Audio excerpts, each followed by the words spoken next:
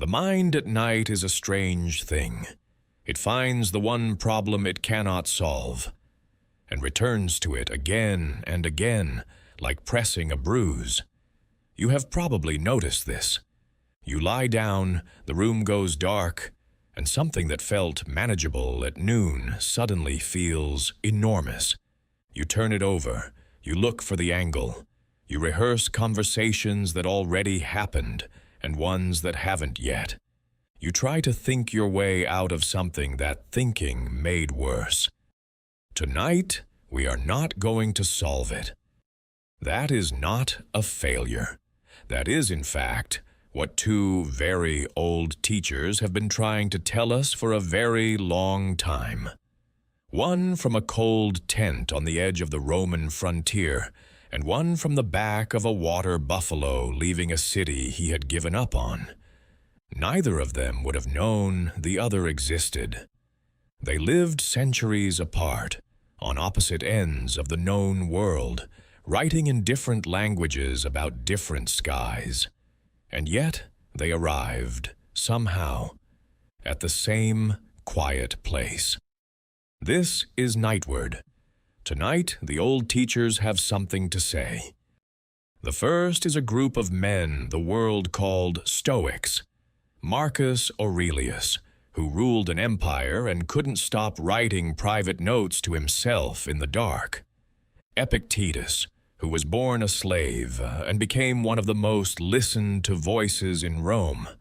Seneca, who had more money than he needed and still spent his evenings writing letters about how to let go. They were not saints. They were not always consistent.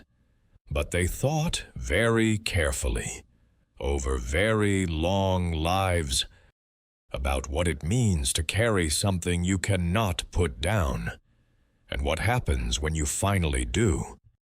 The second teacher is Laozi, or the idea of Laozi. He may have been one man or several, or a name given to something that had no name. What he left behind was 81 short verses, the Tao Te Ching. So brief you could read the whole thing in an hour, so deep people have spent lifetimes with a single line. He did not argue. He did not instruct. He pointed, the way you point at water and say, "Watch what it does." Tonight we will sit with both of them, not to take notes, not to improve ourselves, just to listen the way you listen to rain, without needing it to mean anything. You do not need to agree with everything they say. You do not need to remember any of it in the morning. Tonight is not a lesson.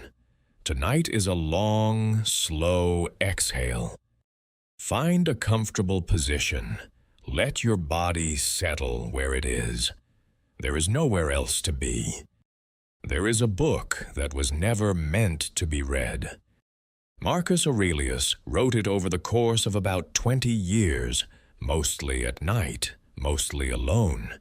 He gave it no title. He addressed it to no one.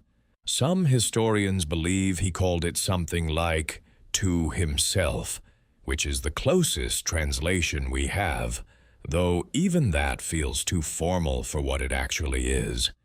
What it actually is a man talking himself down from the edge of his own thoughts before he could sleep.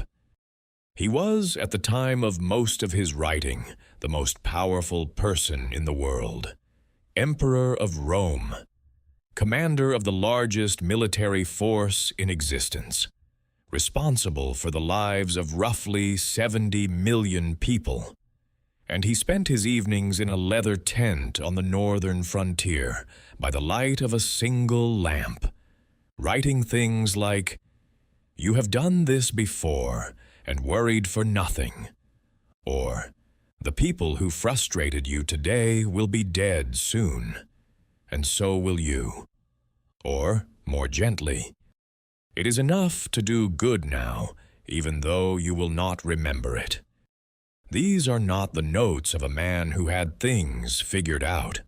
They are the notes of a man who had to keep reminding himself of the same things, night after night, because in the dark the lessons did not hold as well as they did in daylight.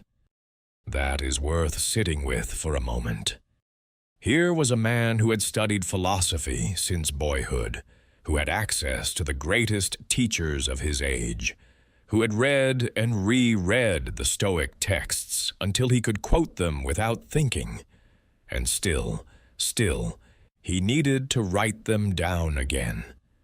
Still the night came, and the mind did what minds do, which is find every unfinished thing and hold it up to the light. If that sounds familiar, you are in good company. The Stoics did not believe that wisdom was a destination you arrived at and then stayed. They believed it was a practice, something you returned to, the way you return to breathing after you have held your breath too long. Marcus Aurelius was not writing because he had forgotten what he knew. He was writing because knowing something and feeling it are two different things, and the gap between them is widest at night when the distractions fall away and the mind is left alone with itself. He wrote in Greek, not Latin, which was unusual for a Roman emperor, but Greek was the language of philosophy, and philosophy was the language he trusted most when things were hard. He wrote in short bursts, rarely more than a paragraph at a time, sometimes just a sentence, sometimes a single image, a fire that goes out, a river that keeps moving, a wrestler who gets back up. What we know about his physical circumstances during these years is not comfortable. He was often unwell. He suffered from chronic chest pain throughout his life, possibly a stomach condition, possibly something worse. He had lost children.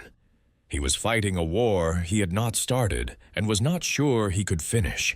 He was surrounded by people who wanted things from him, and very few who asked how he was doing. The tent where he wrote was cold in winter and stifling in summer. The sounds outside were the sounds of an army, restless, enormous, waiting. And in the middle of all of that, he wrote, "Do not disturb yourself by picturing your life as a whole. Just today, just this." It is one of the oldest pieces of advice in the world and one of the hardest to follow. The mind wants the whole picture. It wants to project forward, to calculate risk, to prepare for every possible version of tomorrow. This is not stupidity. It is the mind doing exactly what it evolved to do. But evolution did not design us for rest. It designed us for survival. And sometimes those two things are pulling in opposite directions. What Marcus Aurelius understood, what he had to keep reminding himself night after night in that cold tent, is that the whole picture is not available to us. It never has been. We have this moment, this breath, this small circle of lamplight. Everything outside it is speculation, and speculation at this hour is a kind of self-cruelty. He did not always succeed at this. The meditations are full of frustration, of repetition, of the same lessons learned, and then seemingly forgotten and learned again. But that is not a failure of the philosophy. That is an honest account of what it is like to be a human being trying to live well. Not in ideal conditions, not with unlimited time and clarity, but in the middle of things, at the end of a long day, in the dark. Tonight you are in the dark too, and the man in the tent has been here before you. He would not tell you to stop thinking. He knew better than that. He would tell you instead to notice what you are thinking about, and ask whether it belongs to tonight or whether it belongs to a tomorrow that does not exist yet. He would tell you that the lamp only needs to light the next step, not the whole road. He wrote that to himself. He is writing it to you now. Epictetus was born into chains, not as a metaphor, as a fact. He was a slave in Rome, owned by a man named Epaphroditus, who worked as a secretary to Emperor Nero. We do not know where Epictetus was born exactly, somewhere in what is now Western Turkey, most likely, and we do not know how old he was when he was brought to Rome. We know only that he arrived as property, and that somewhere in the middle of that life, something shifted. His owner allowed him to study philosophy. This was not unusual. Educated slaves were more valuable. But Epictetus took to it in a way that went beyond usefulness. He studied under a Stoic teacher named Musonius Rufus, and what he found there was not an escape from his circumstances. It was something stranger and more durable than escape. It was a way of understanding which parts of his circumstances actually belonged to him. He later described it like this: "Some things are in our control, and some things are not." That sentence does not sound like much. Read it again, slowly, and it starts to open up. In our control, our opinions, our desires, our responses, the direction of our attention, the things we choose to value. Not in our control, our bodies, our reputations, our property, what other people think of us, what happens in the world outside our skin. Epictetus called this the dichotomy of control, and he considered it the foundation of everything else. Not a technique, not a coping strategy. The foundation. The thing you build the rest of your life on top of. For a slave, this was not an abstract idea. Epictetus could not control whether he was beaten. He could not control whether he was sold. He could not control the hours he worked or the food he ate or the city he lived in. These things were entirely outside him. And yet, and this is the part that takes a moment to land, his judgment about those things was entirely inside him. His response, his interpretation, the meaning he made of what happened to him. He was not saying that suffering doesn't matter. He was not saying that injustice is fine because you can choose your attitude. He was saying something more precise, that there is a line, and on one side of that line is everything the world can do to you, and on the other side is the one territory that remains yours no matter what. And most of us, most of the time, are so busy trying to control the wrong side of the line that we have abandoned the side that was always ours. Think about what you were anxious about today. Most of it, if you trace it back far enough, is on the wrong side of the line. What someone thinks of you, whether a plan will work out, what might happen next week, whether you said the right thing, whether the right thing even mattered. These are not nothing. They are real concerns about real things. But they are concerns about territory that was never yours to control. And the energy you spend trying to control them is energy taken from the only place where control is actually possible. This is not a comfortable idea. It can feel at first like being told to stop caring. But Epictetus did not stop caring. He cared enormously about honesty, about integrity, about the quality of his attention. What he stopped doing was tying his peace to outcomes he couldn't determine. That is a different thing entirely. After he was eventually freed, the circumstances are not entirely clear, but he was freed at some point in his middle age. He set up a small school in Nicopolis, a city on the western coast of Greece. Students came from across the empire. He lived simply, famously owning almost nothing: a mat, a lamp, an iron pot. He said he had no need of more. His students later recorded his lectures, and those records became the Discourses, one of the most read philosophical texts of the ancient world. Still in print, still worth reading slowly in a quiet room. He never wrote anything himself. Everything we have of him is second-hand, filtered through the memory of people who were trying to write down what they heard before they forgot it. There is something appropriate about that. Epictetus was not interested in monuments. He was interested in what happened inside a person when they finally understood where their power actually lived. Tonight, lying here, you might feel powerless about something. That feeling is real. But Epictetus would ask you to locate it precisely, to find the exact place where the powerlessness lives. Is it in what happened, or is it in what you have decided what happened means? Is it in the situation itself, or in the story you are telling about the situation? The line is there. It has always been there.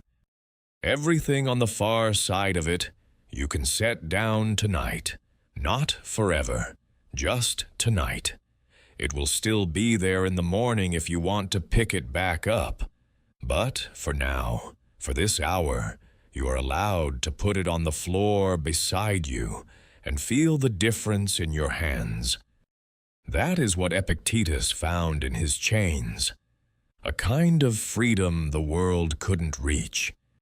He thought you could find it too. Seneca wrote most of his best work when he was old and knew it. He had spent the middle portion of his life doing things he was not proud of, advising Nero, accumulating enormous wealth while writing about the emptiness of wealth, surviving a court that killed people for sport. He was exiled once, recalled, made powerful, then slowly pushed aside. By the time he sat down to write the letters that would outlast everything else he had done, he was in his 60s, semi-retired, watching the empire he had served grow stranger and more dangerous. He did not have long, and he knew it. Nero would eventually order his death. But before that came, there were the letters. He addressed them to a man named Lucilius, a younger friend and student who lived in Sicily. Whether Lucilius was a real person or a literary device, historians still debate. It does not matter much. What matters is the tone of a man writing to someone he genuinely cares about, late in the evening, trying to pass on the things he had taken too long to understand. The first letter begins with time. Not with philosophy, not with an argument, with time. He writes, "Reclaim yourself, and gather and save the time which till lately has been forced from you, or filched away, or has merely slipped from your hands." He goes on to say something that has stayed with readers for 2,000 years. Everything is alien to us. Time alone is ours. He did not mean this as a productivity lesson. He was not telling Lucilius to optimize his calendar. He was saying something more unsettling and more freeing than that. Almost everything we spend our energy on, status, possessions, reputation, the opinions of people we barely know, none of it belongs to us in any real sense. We borrow it. It can be taken. It shifts and changes and eventually disappears.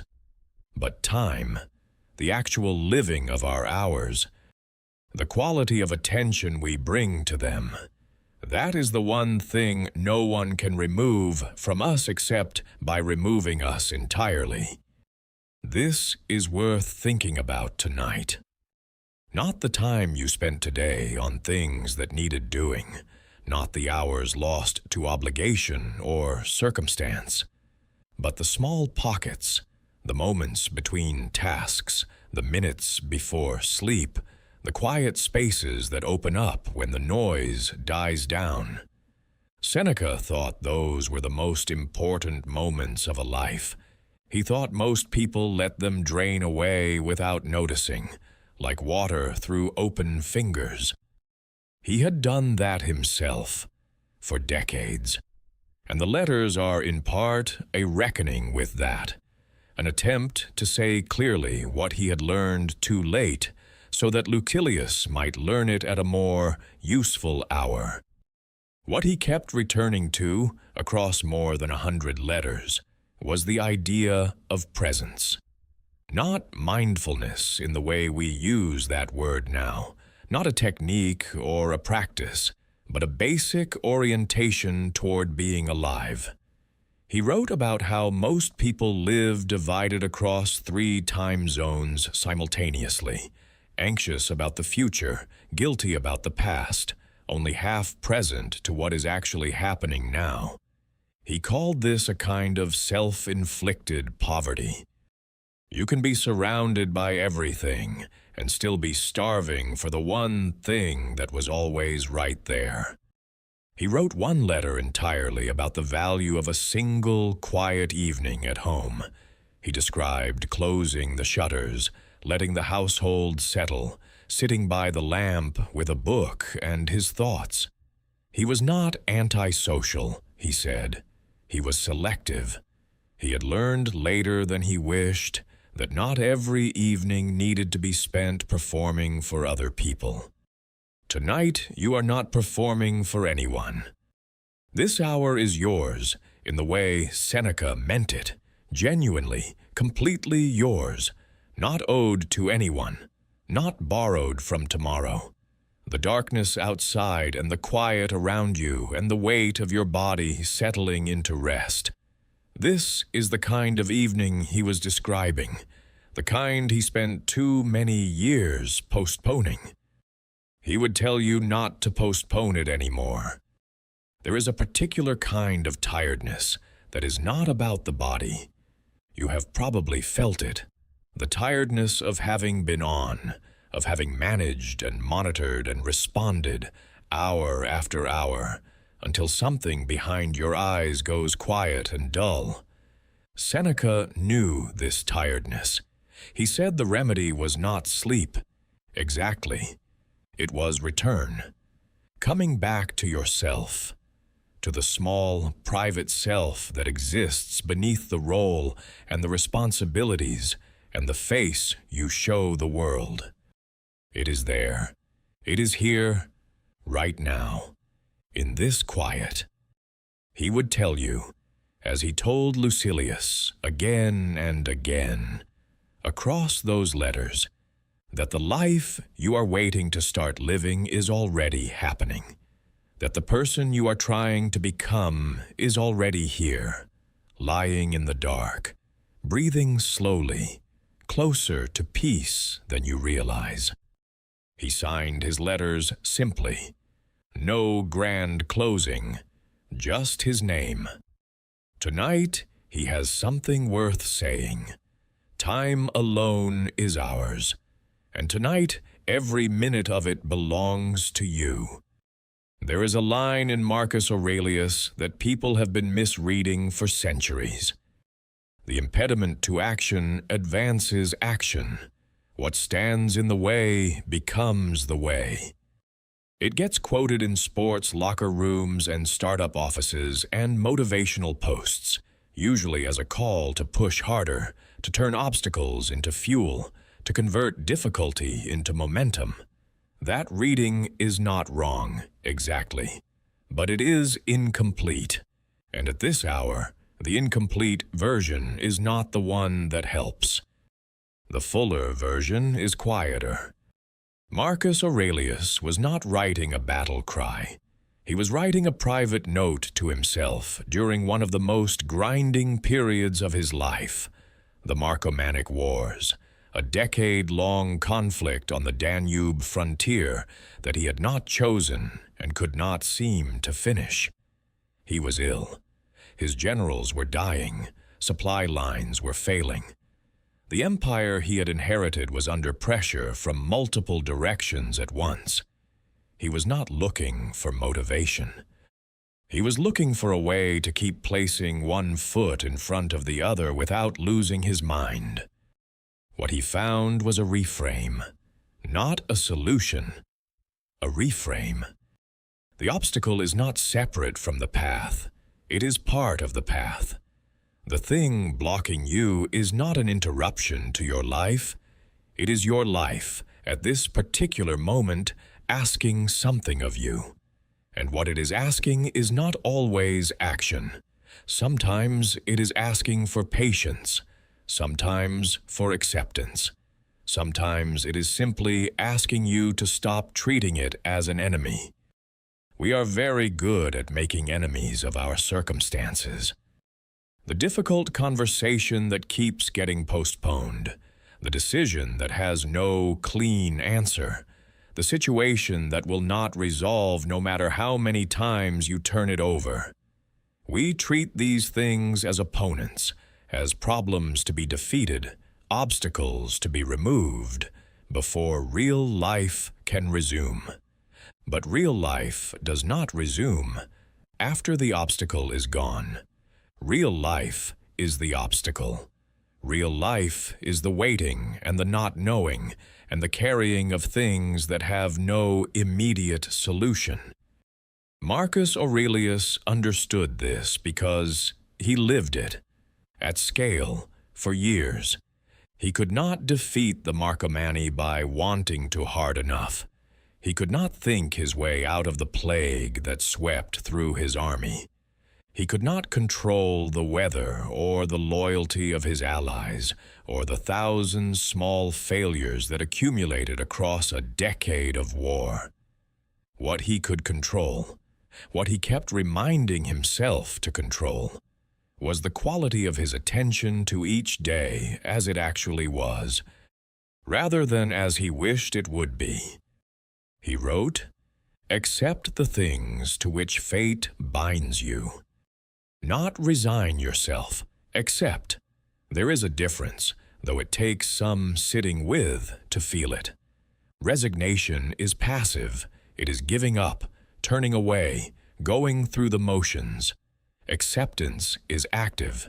It is turning toward the thing fully, seeing it clearly, and choosing not to add the weight of resistance to the weight of the thing itself. Resistance does not make the obstacle smaller. It just makes you more tired. Think about something you have been resisting lately. Not something you should change. There are things worth fighting, worth pushing against, worth refusing to accept. But something you cannot change. Something fixed. Something that is simply true, whether you accept it or not. The resistance to that thing, the arguing with reality, the wishing it were otherwise, the returning to it again and again, looking for a different answer. What does that cost you? What does it take from the hours you actually have? Marcus Aurelius did not become a peaceful man. The Meditations are evidence of that. They are too full of struggle, too full of the same lessons repeated, to belong to someone who had found easy calm. He was a man in conflict with himself, trying imperfectly and persistently to meet his circumstances with something better than bitterness.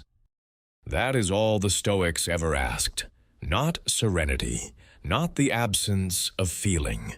Just the willingness to meet what is actually there, rather than spending your life in argument with it. The obstacle tonight, whatever it is not your enemy. It is just the shape of this particular moment. And like every moment before it, it will change. Not because you force it to, not because you find the right angle or the right words or the right strategy at midnight. But because that is what moments do. They move, they shift.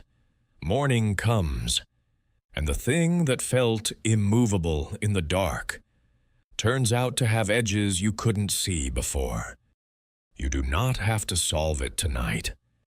You only have to lie here and let the night do what nights do, which is carry you without effort from one side of the dark to the other. Marcus Aurelius knew this. He wrote it down so he would not forget. He is reminding you now. There is a Latin phrase that sounds, at first, like it belongs on a motivational poster. Amor fati, love of fate. Friedrich Nietzsche used it much later and made it famous in a particular way, as a kind of defiant embrace of everything that happens, good and bad, as necessary and therefore worthy of love. That version has power, but the Stoics arrived at something similar, quieter, 2,000 years earlier, and their version is the one that fits better in the dark. Epictetus did not use the phrase, neither did Marcus Aurelius, not in those exact words. But the idea runs underneath their writing like a current, this sense that the path to peace is not found by getting what you want, but by wanting what you get.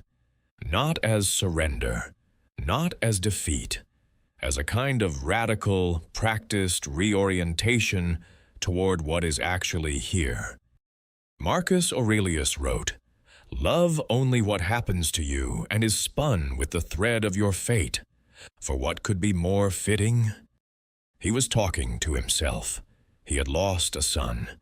He had watched close friends die. He had overseen military campaigns that accomplished less than he had hoped, at greater cost than he had imagined. He was not a man who had been spared difficulty. He was a man who had decided, slowly, imperfectly, through years of practice, to stop treating difficulty as an interruption and start treating it as the material his life was actually made of. This is harder than it sounds. We are built at a deep level to resist what is painful, to pull away from discomfort, to wish things were otherwise. This is not a character flaw. It is biology. The nervous system was designed to signal danger and push toward safety, and it does this whether the threat is a predator in the dark or a difficult email sitting in your inbox. The signal feels the same. The pull away from it feels the same. What amor fati asks, what the Stoics kept asking themselves in private at night in those journal entries and letters no one was supposed to read, is whether the resistance is actually helping, whether arguing with what is already true is making it more bearable or just more present. Think of something that happened this year that you wished had gone differently. Not something you can still change, something done, finished, settled into the past. You may still carry it. You probably do, in some form. Most of us carry more than we realize.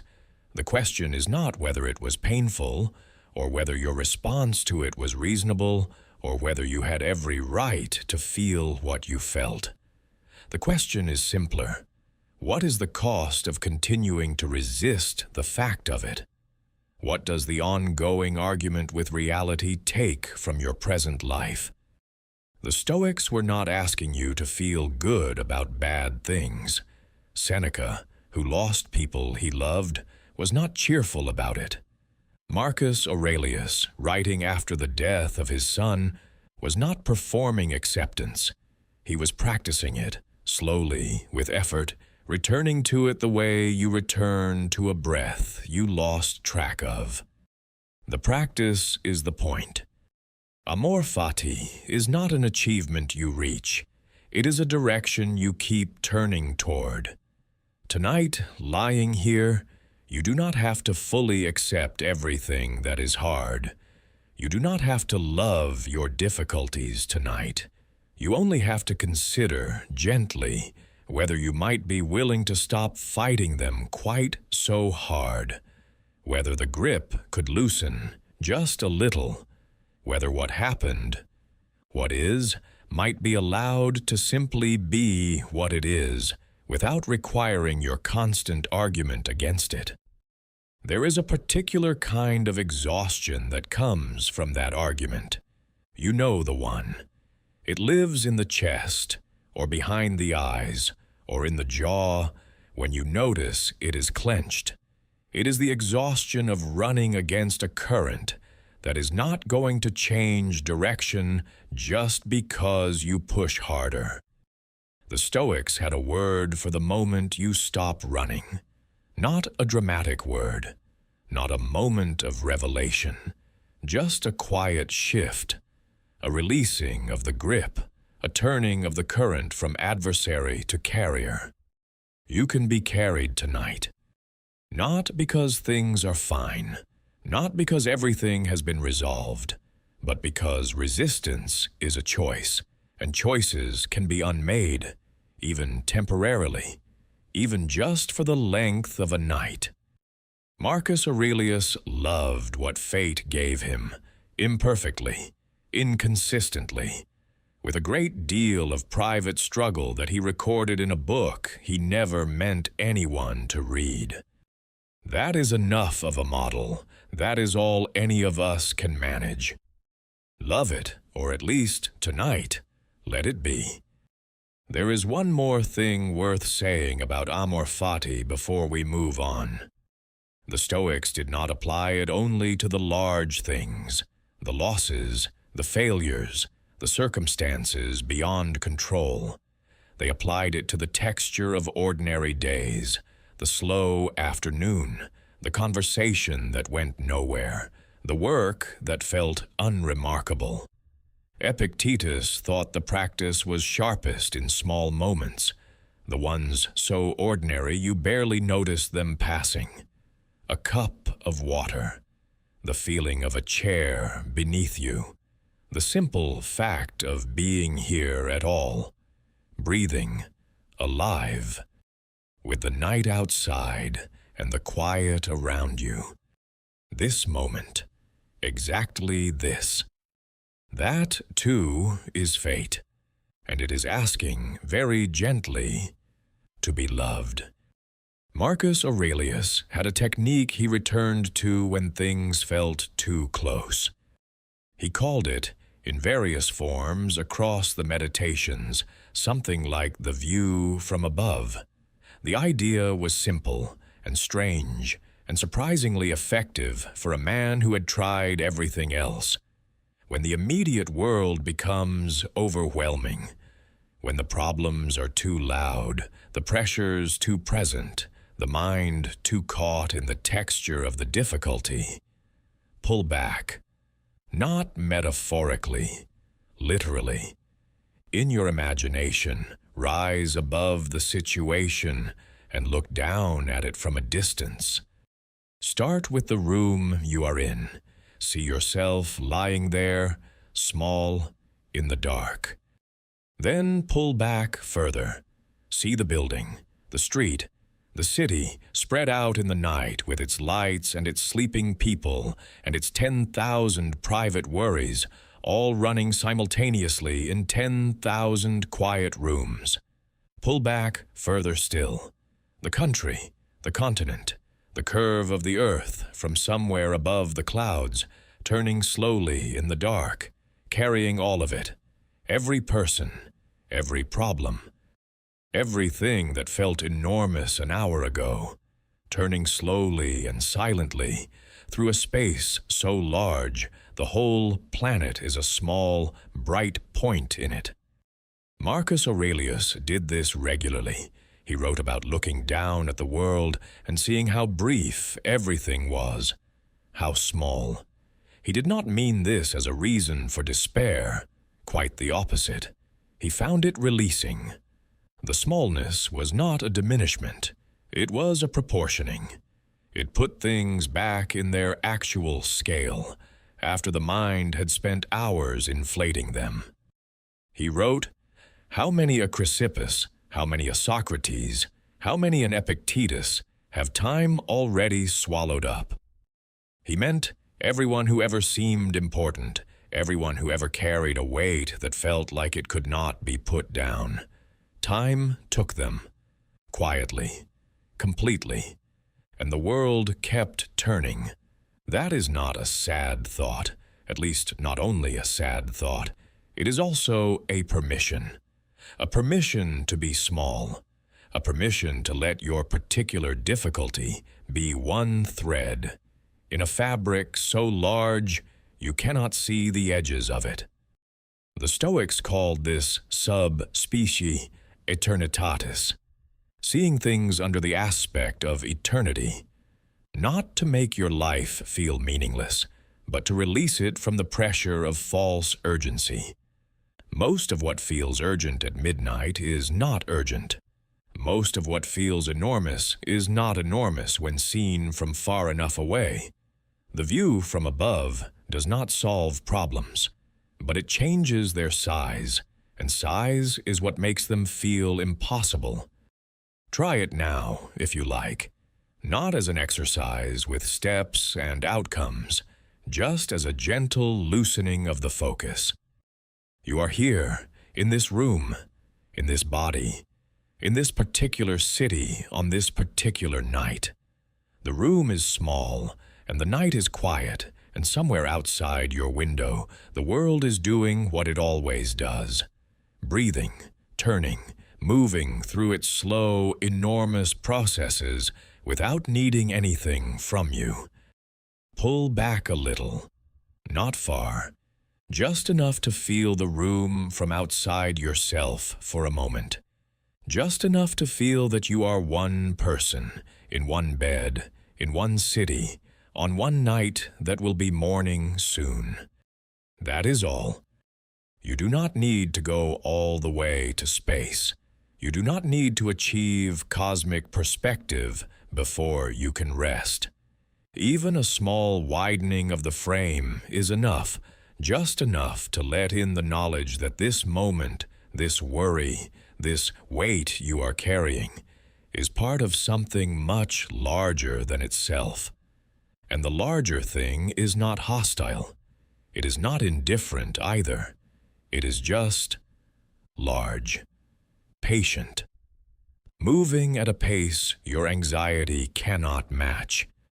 Marcus Aurelius came back to this view again and again across his life, not because it solved anything, because it reminded him of something that was easy to forget in the middle of things, that he was not at the center of everything, that the universe did not hinge on the outcome of his particular worries on his particular night, that he was, in the most freeing possible sense, not that important, and neither was the thing keeping him awake. There is a relief in that, if you let it land. You are small tonight. The night is large. Your worries, seen from far enough away, are the size they actually are, which is smaller than they feel right now, in the dark, with nothing to measure them against.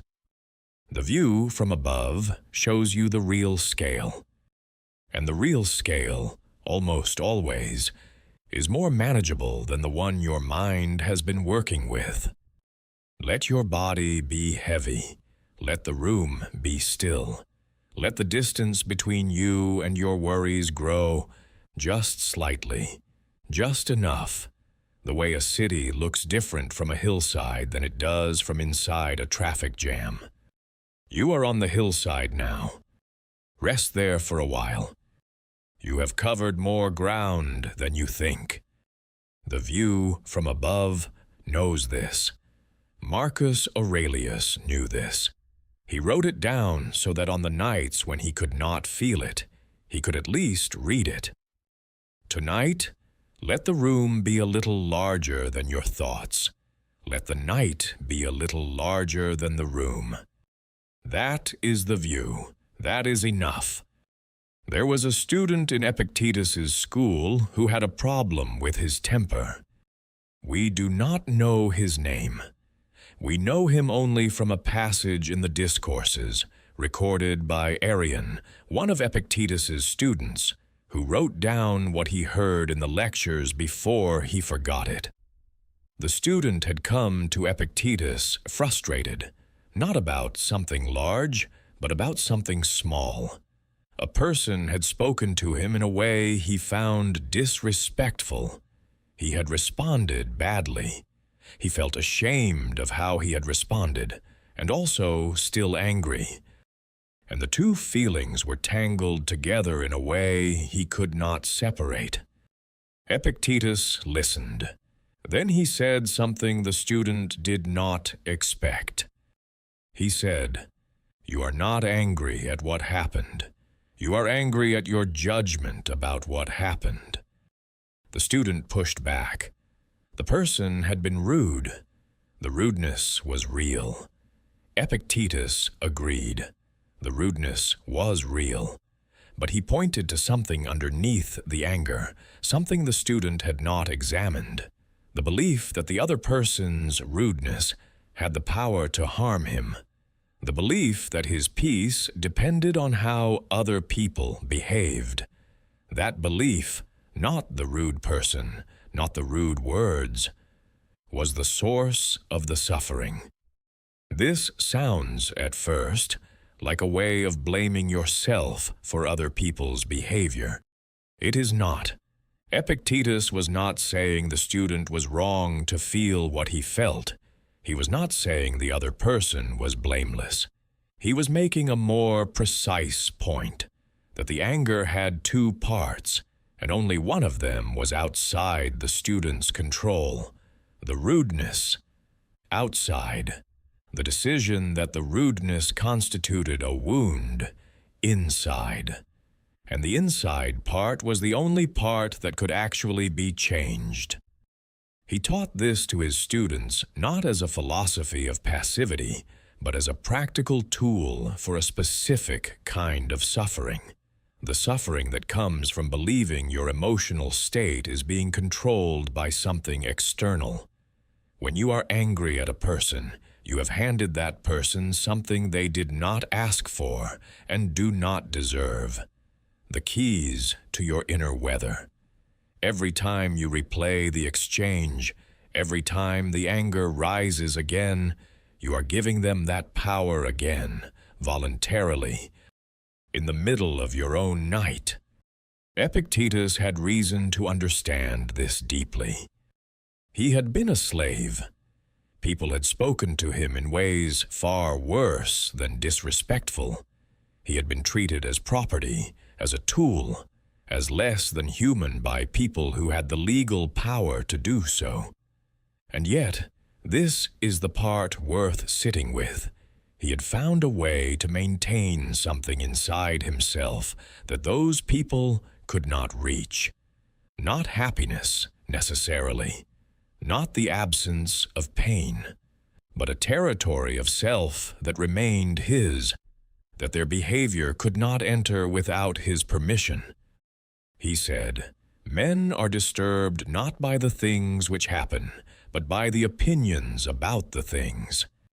Tonight, if you are carrying anger, or something that was anger, and has since become a duller, heavier thing, a grievance or a wound that has been with you long enough to feel permanent, it is worth asking what opinion is at the center of it.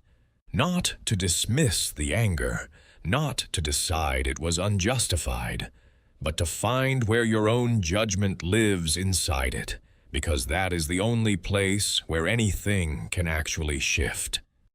What did you decide the thing meant? What belief about how the world should work, or how people should treat you, or what you deserve, is underneath the feeling? These are not rhetorical questions. They are the actual questions Epictetus asked his students, quietly, without judgment, in a small school at the edge of the Greek world 2,000 years ago. He was not trying to make them into people who felt nothing. He was trying to free them from the particular suffering that comes from feeling everything at the mercy of everything else. from living as though your peace is a hostage held by other people's behavior, other people's choices, other people's bad days that spill over into yours. The anger tonight, whatever its source, is real. The person or situation that sparked it was real. But you are in a room by yourself, now, in the dark, and the thing that happened is not happening anymore. What is still happening is inside you, and inside is where Epictetus always pointed. Not as a place of blame, as a place of return. Come back to yourself. Come back to the territory that was always yours. Let the anger be what it is, real, valid, understandable, and also let it be smaller than you. Let it be a thing you are carrying, rather than a thing that is carrying you. Epictetus would say that is the beginning of freedom. Not the end of it, just the beginning. But every beginning starts somewhere, and tonight, in this quiet, is as good a place as any to start. There is one small detail about Epictetus that his students mentioned often. He limped. The cause is disputed. Some accounts say his owner broke his leg deliberately. Others say it was illness. Either way, he walked with difficulty for the rest of his life and never mentioned it in his lectures. He simply walked with a limp, taught what he taught, and said nothing about it. That silence feels like its own lesson. Some things we carry without narrating, not resolved, not gone, just carried, without adding the weight of commentary to the weight of the thing itself. Tonight, that is enough. The phrase sounds like a threat. Memento mori. Remember that you will die. It appears in Roman history as early as the triumphs, those enormous military parades through the streets of Rome when a general returned victorious, riding in a chariot with crowds throwing flowers and the whole city celebrating. Behind the general, so the story goes, stood a slave whose only job was to lean forward and repeat, quietly, into the general's ear, Memento mori. Remember you are mortal. Remember you will die. The purpose was not to diminish the celebration. It was to keep the general sane, to prevent the particular madness that comes from believing your own myth too completely, from thinking that because the crowd is cheering, you are permanent. You are not permanent. The crowd knows it.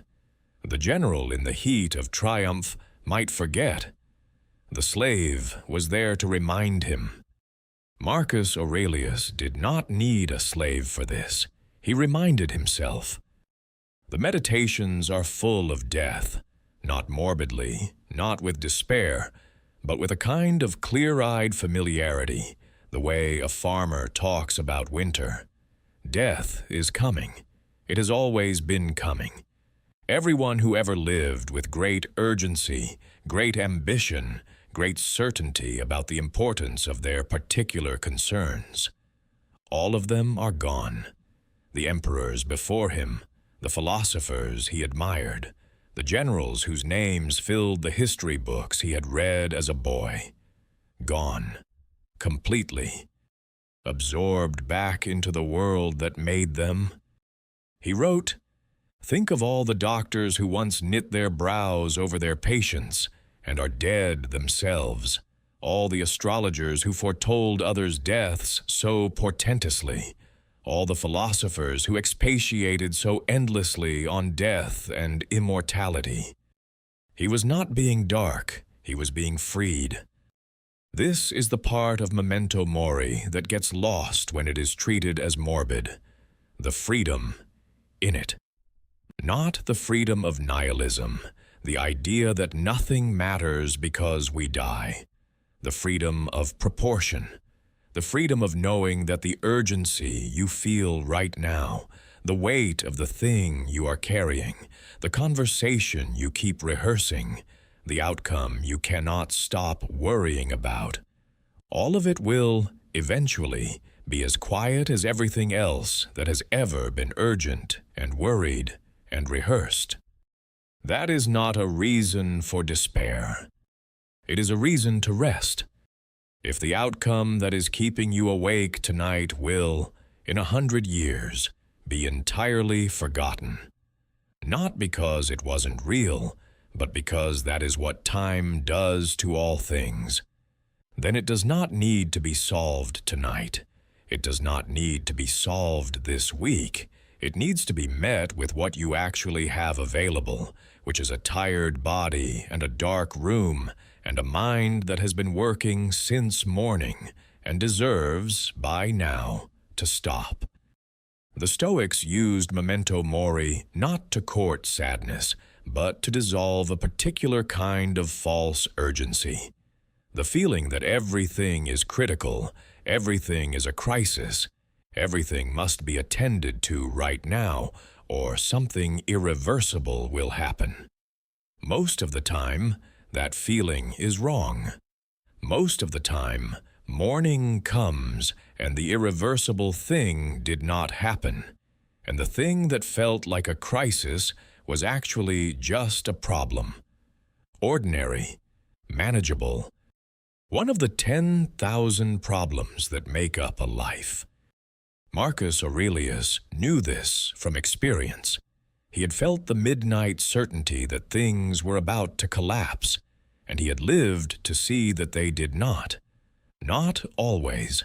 Sometimes they did collapse, and then he dealt with the collapse.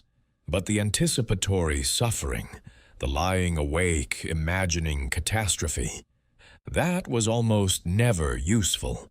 It was the mind doing what the mind does, projecting, rehearsing, preparing for a future that usually arrived differently than expected.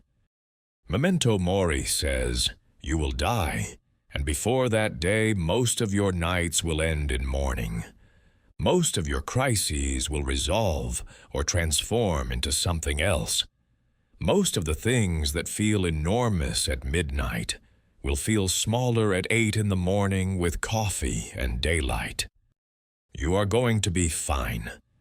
Not because everything will work out perfectly, not because the difficulty isn't real, but because you have been here before, in this exact place, this exact feeling, this exact hour, and you made it through.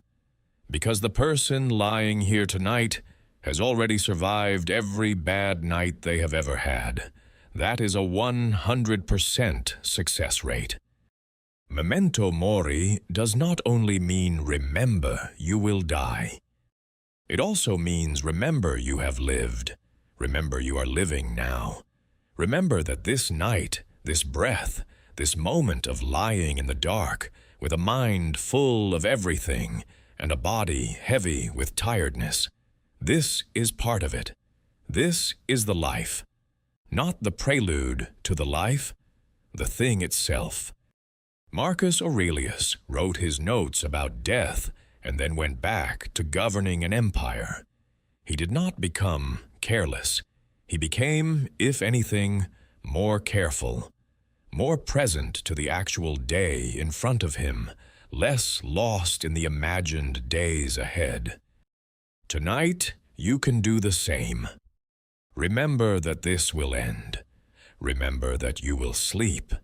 Remember that morning is coming, quiet and unhurried, the way it always has.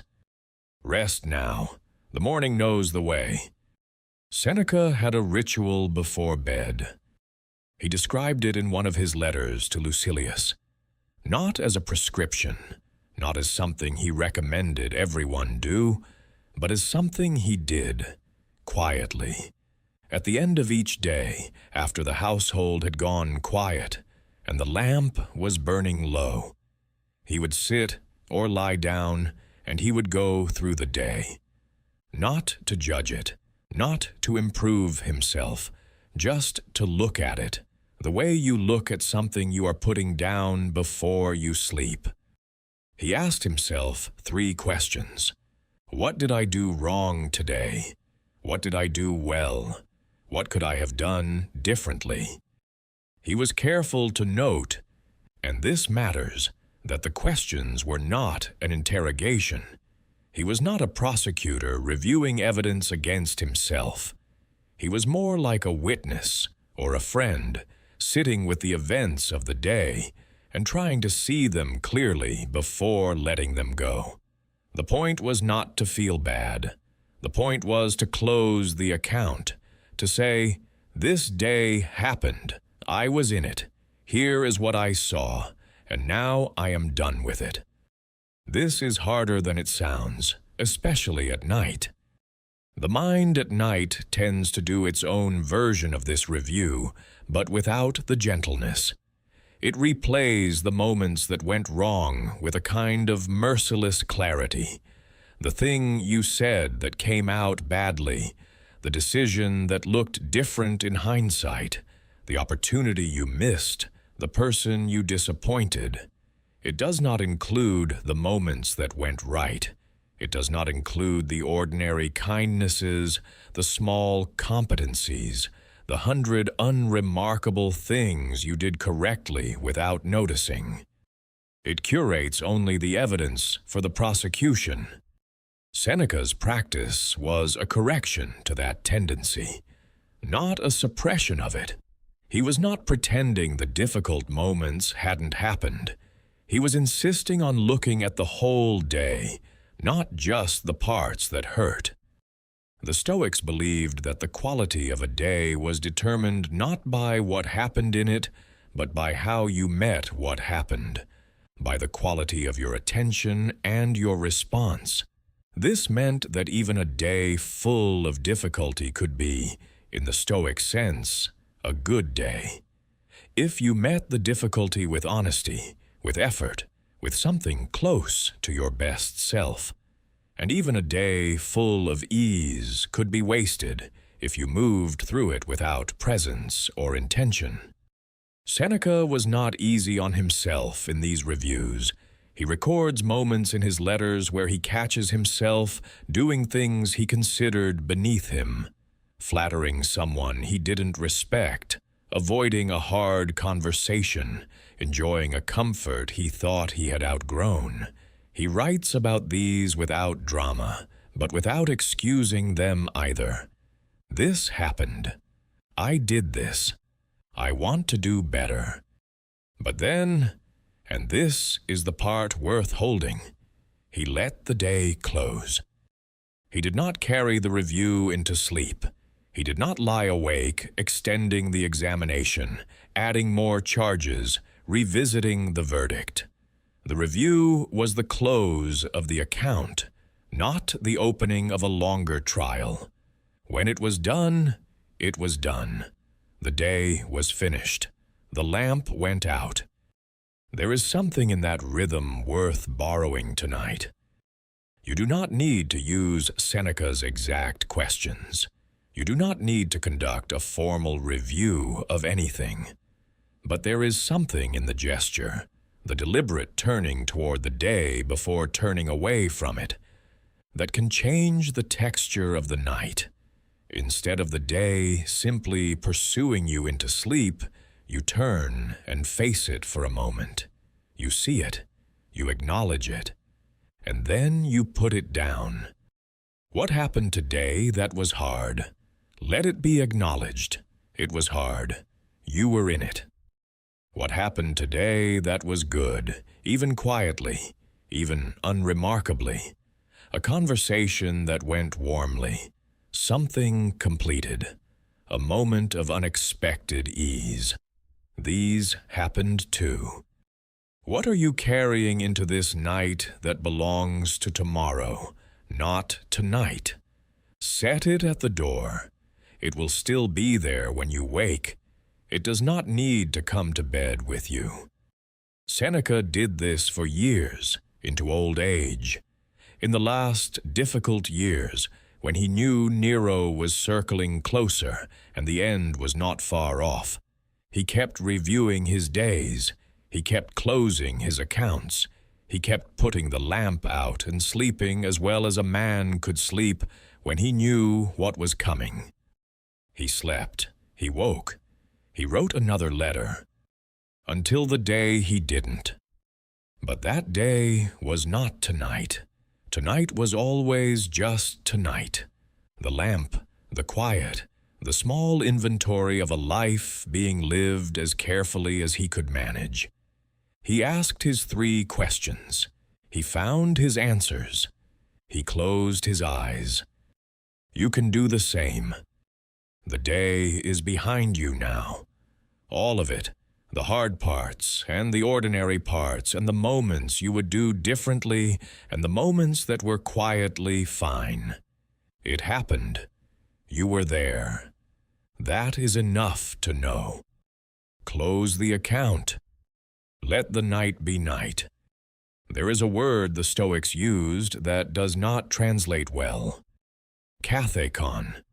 It is usually rendered in English as appropriate action or fitting conduct, but those translations are too formal, too stiff. What the Stoics meant by it was closer to something like what is called for right now in this specific situation, given who you are and what you actually have. Not the ideal response, not the response of the perfectly wise person. The response that is fitting for a real human being, in a real moment, with real limitations. Marcus Aurelius thought about this often. He was surrounded his whole life by the expectation of greatness.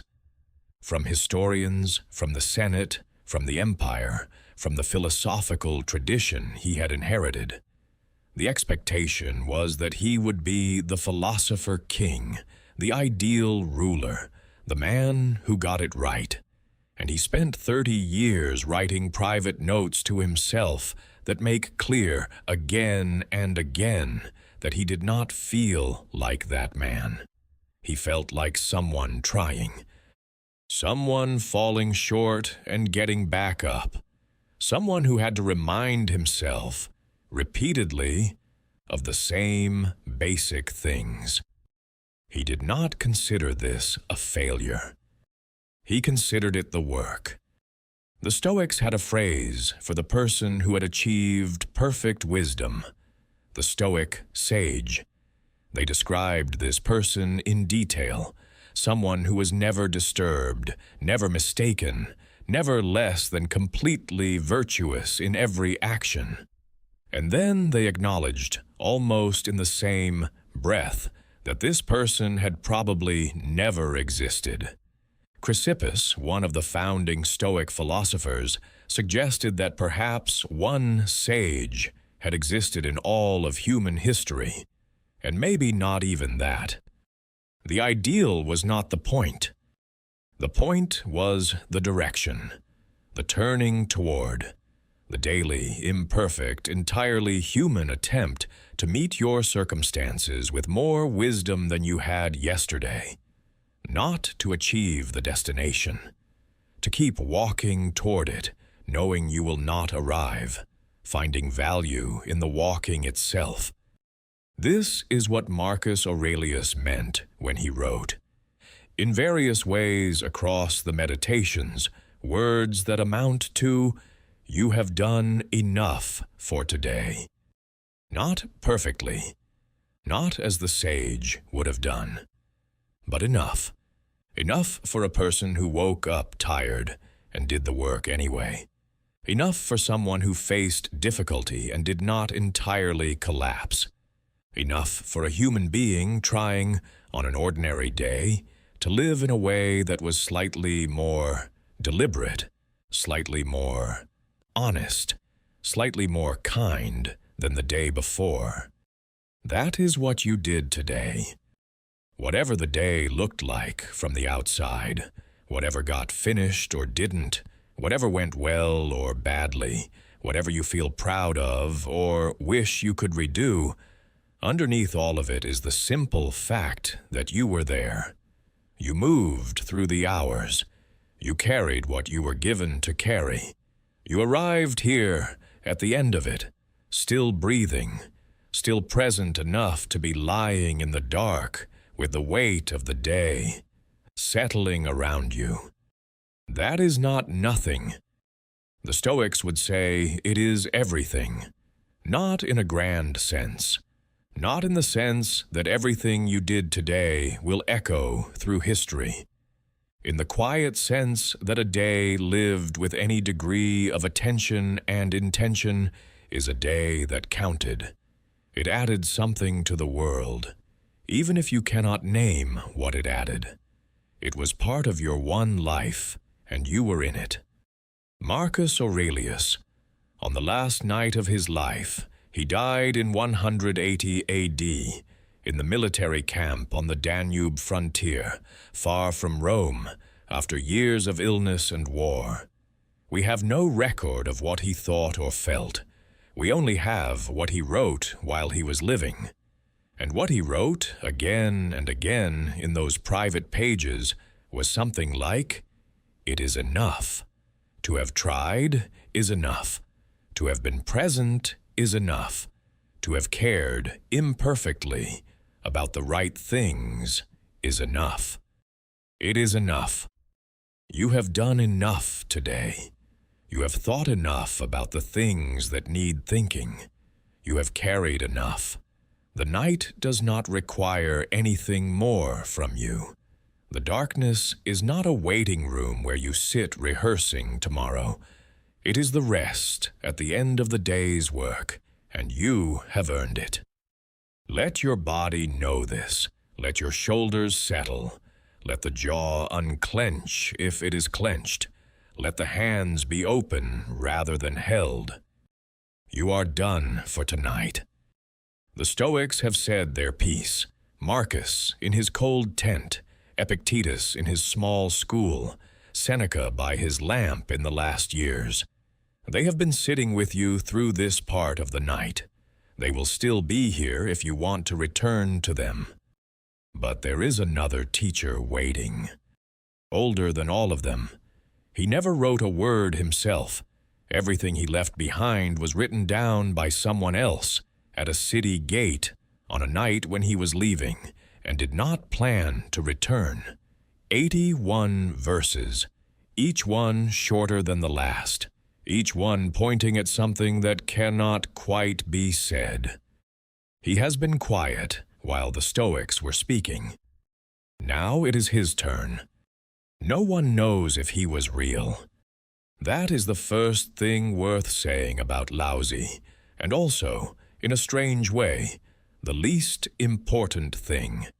He may have been a single person, an archivist in the Zhou dynasty court, a keeper of records, a quiet man who watched empires rise and fall from the vantage point of a library and drew his own conclusions.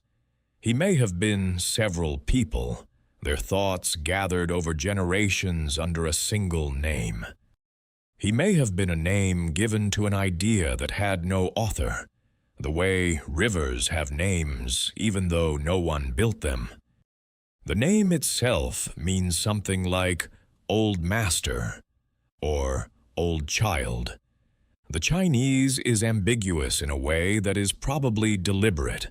Old and wise, but also ancient and innocent, the way very old things sometimes circle back to simplicity. What he left behind, or what was left behind in his name, is a text of 81 short verses called the Tao Te Ching, the Way and its Power, or the Way and its Virtue, or more loosely, the Book of the Way. Again, the translation resists settling. Each rendering catches something and loses something else, and Laozi, if he existed, would probably have found this appropriate. The story most often told about how the text came to be written is this. Laozi had grown old in the service of the Zhou court. He watched the dynasty weaken. He watched the rituals that had once held society together become empty performances. He watched the wars beginning at the edges of the kingdom, and at some point, the stories do not agree on exactly when, he decided to leave, to go west into the mountains, away from the courts and the arguments and the accumulated noise of civilization. He reached a gate at the western border. The gatekeeper, a man named Yin Shi, recognized him. Yin Shi had been watching the sky, and he had seen, or so the story says, a purple cloud moving from the east, which he took as a sign that a sage was coming. He stopped Laozi at the gate and made a request. "Before you go, write down what you know." Laozi sat down. He wrote 81 verses. He handed them to Yin Shi and walked through the gate and was never seen again. Whether this happened or not does not matter as much as what it means. A man at the end of his life, about to disappear into the mountains, distilling everything he understood into the smallest possible form. Not a system, not a philosophy in the Western sense, with arguments and counter-arguments and logical proofs, just 81 gestures toward something that kept slipping away when you tried to name it directly. The first verse begins, "The Tao that can be told is not the eternal Tao." He was warning you, right from the start, that the book you are holding cannot contain what he is pointing at. The finger is not the moon. The words are not the thing. This is unusual for a philosopher. Most of them believe at some level that if they find the right words, they can capture the truth. Laozi began by saying, "No. What I am pointing at will always be slightly to the left of where I am pointing." This is either deeply humble or deeply arrogant, depending on how you read it. Perhaps both. What makes the Tao Te Ching so strange to read and so suited tonight to the quiet, to the state between waking and sleep, is that it does not try to teach you anything in the conventional sense.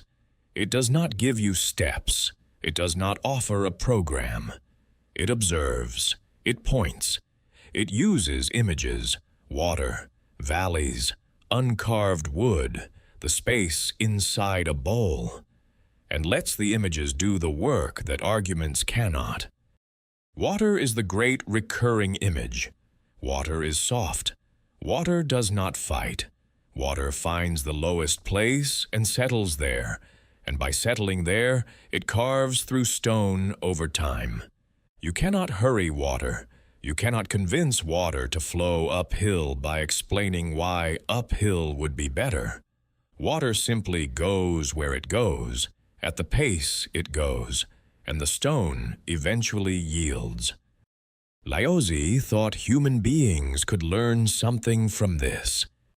Not to be passive. Water is not passive. It is enormously powerful.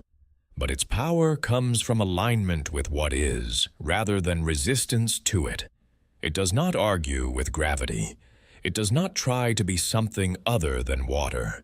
It is completely, thoroughly, entirely itself, and in being so, it accomplishes more than force ever could. Tonight, you are lying still. You are not fighting anything right now. The water is finding its level. The old man at the gate would say, "Good.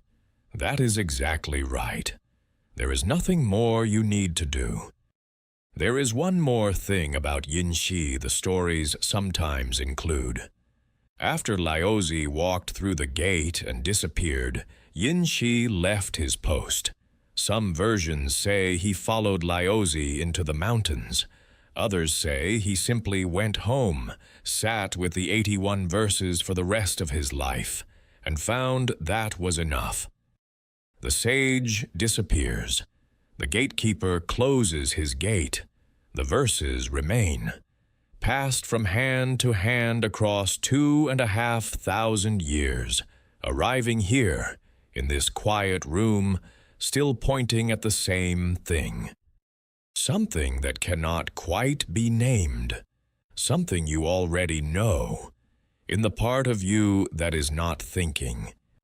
The first verse of the Tao Te Ching is 11 lines long. In some translations, fewer. In some, more. The Chinese original is 44 characters, a count you can hold in one breath.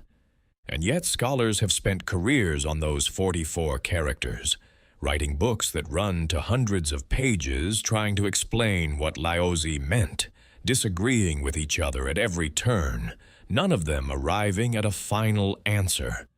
Laozi would have expected this. He said as much, right at the start. The Tao that can be told is not the eternal Tao. What he was pointing at, the Tao, the way, is not a God exactly, though it has some of what we reach for when we use that word. It is not a moral law, though it has something to do with how to live. It is not a force in the physical sense, though everything that moves seems to move through it. It is more like the underlying pattern of things, the grain in the wood, the current in the river, the rhythm beneath all rhythms. You cannot see the Tao directly.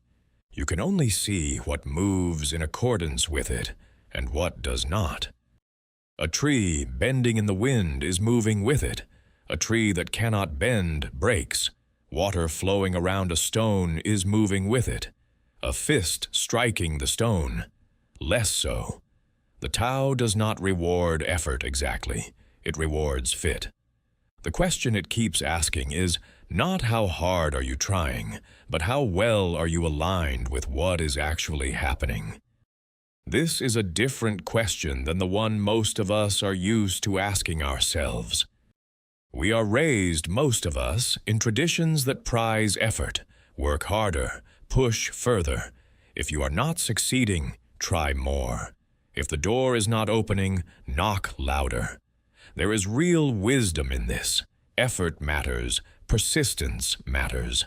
But it is not the whole picture. And at a certain point in a certain kind of situation, more effort becomes the problem rather than the solution. The hand gripping tighter makes the knot worse. The mind thinking harder at midnight makes the sleeplessness worse. The jaw clenched against anxiety makes the anxiety worse. Laozi was interested in those situations, the ones where the usual tools make things worse. He wrote, "The Tao does nothing, and yet nothing is left undone." This sentence has frustrated people for centuries. It sounds like a paradox or a riddle or a way of saying something mystical while avoiding the responsibility of saying something clear. But if you sit with it long enough, not analyze it, just sit with it, something loosens. The Tao does nothing. It does not strive. It does not push. It does not try to make the sun rise, or the seasons turn, or the river find the sea. And yet all of these things happen, continuously, without effort, without anyone at the controls.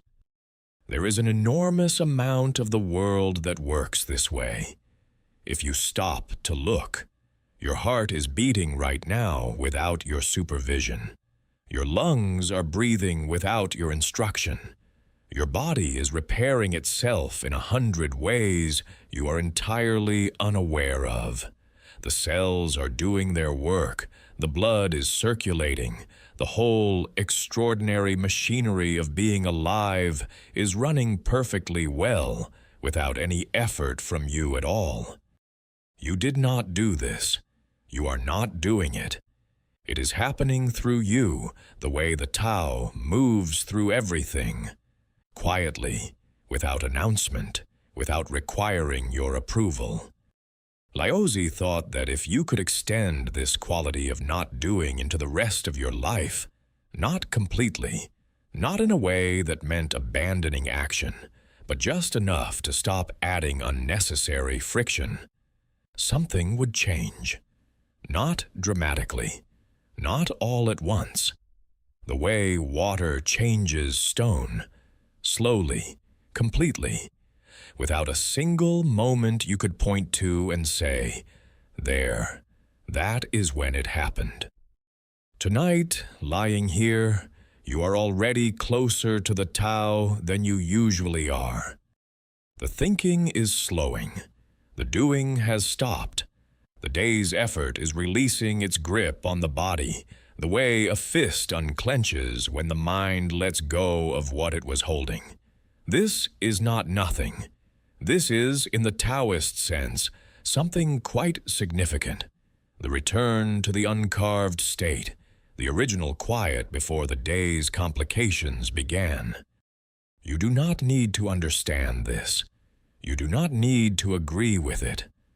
Laozi would not ask that of you.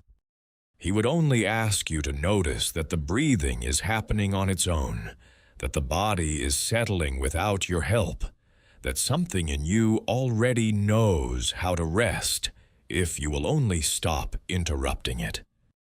The Tao that cannot be named is working right now, in you, without effort, without instruction. Let it.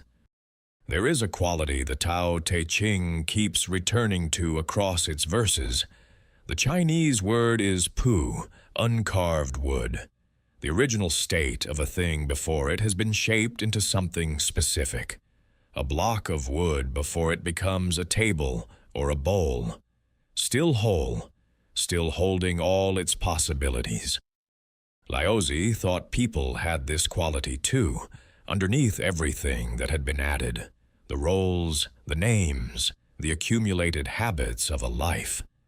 Tonight, in this quiet, the carvings are resting. Something older than all of them is here. That is enough to rest in.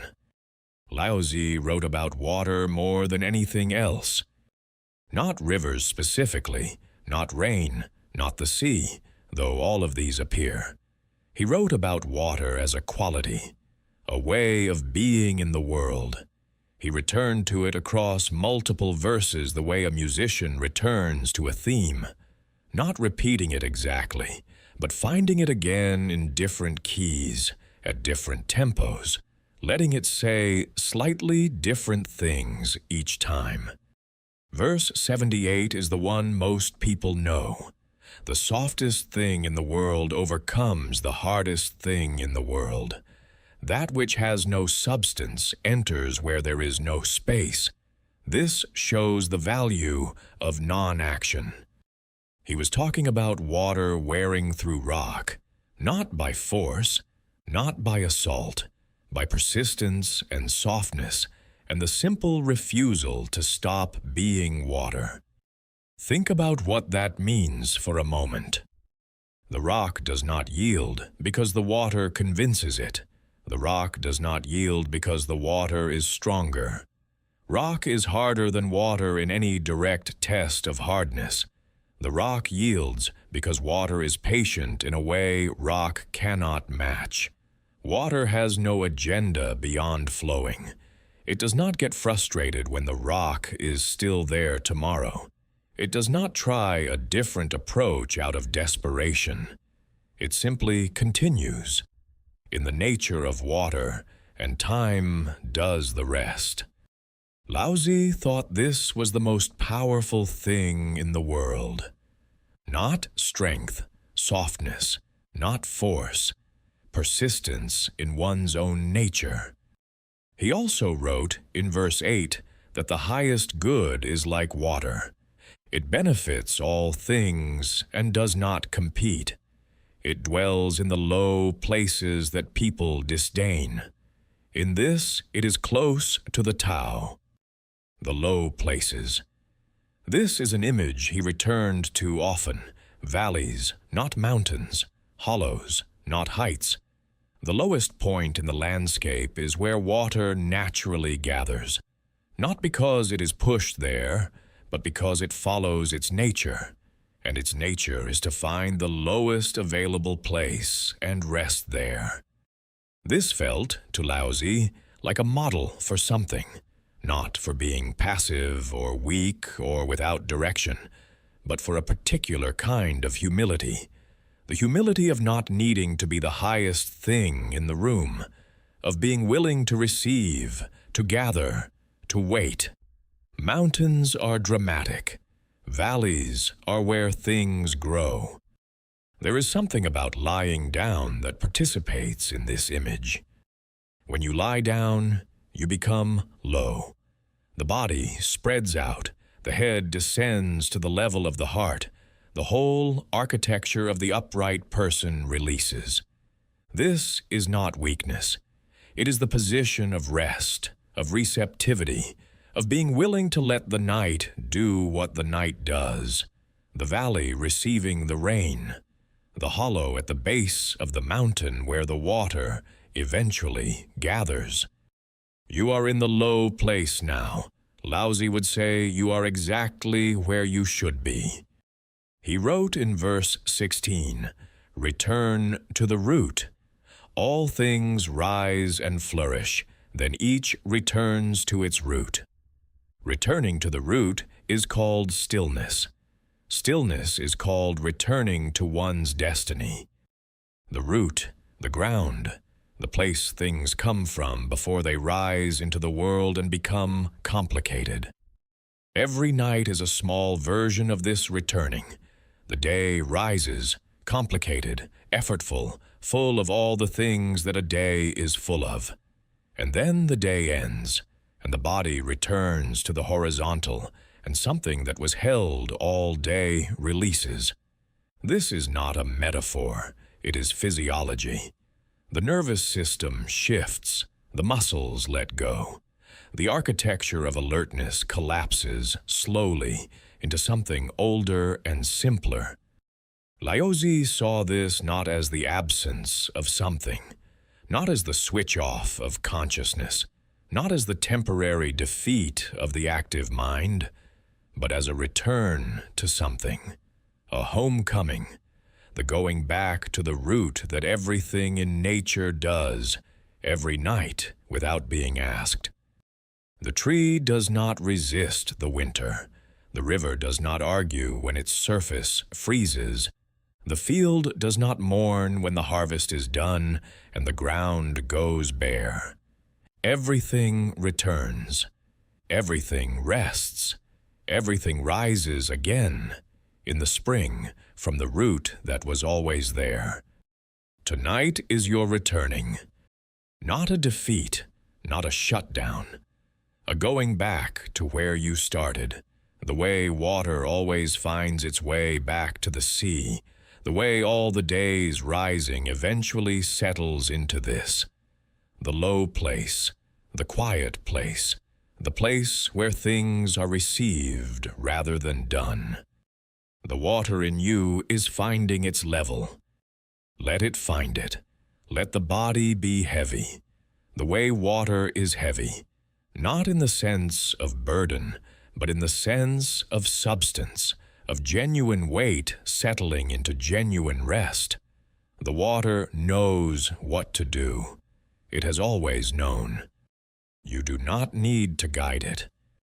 You only need to stop blocking the way. Water does not try to be clear. Clarity is simply what happens when water is still. Stir it and it clouds. Leave it alone and it settles. Not because clarity was added, but because the disturbance stopped. The mind works something like this: the churning, the rehearsing, the returning to the same place again and again. That is the stirring. Underneath it, something was already clear, already still, waiting. You do not need to manufacture peace tonight. You only need to stop stirring. The water knows how to clear itself. It always has.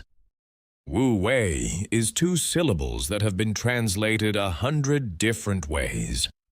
Non-action, non-doing, effortless action, acting without forcing, going with the flow, though that last one flattens it into something too easy, too passive, too much like advice you would find on a refrigerator magnet.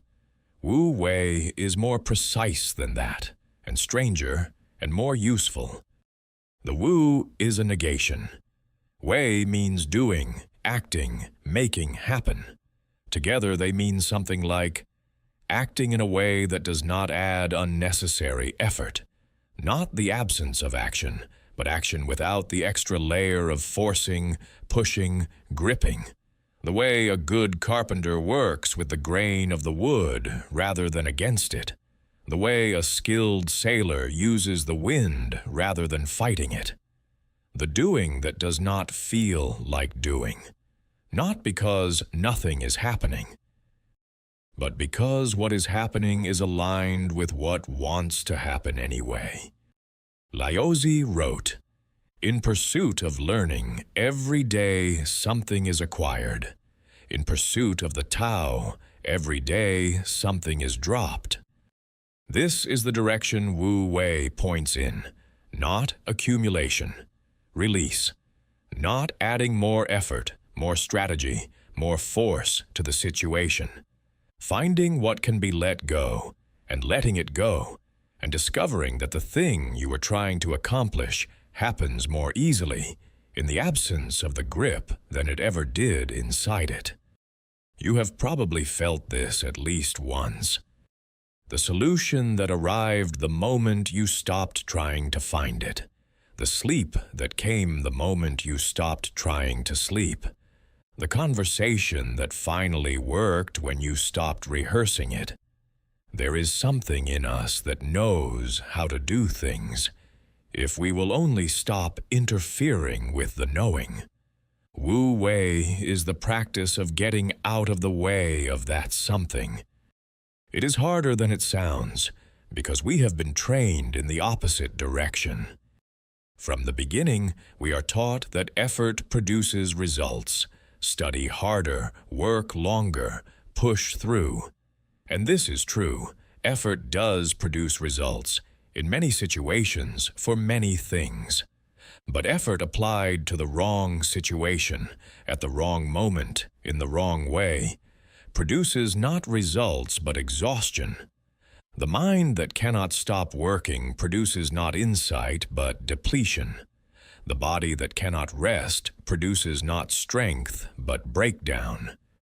Wu Wei is the recognition that there is a time for effort and a time to stop. And the stopping is not a failure. It is the other half of the cycle, as necessary as the doing, as productive in its own way as the hardest work. Think of breathing. The inhale is effort. The diaphragm contracts. The chest expands. Air is drawn in. The exhale is release. Everything lets go. The air leaves. The body returns to neutral. You cannot hold the inhale indefinitely. You cannot turn breathing into only effort and no release. The release is not the failure of the inhale. It is the completion of it. And the next inhale is only possible because the exhale happened first. Tonight is the exhale.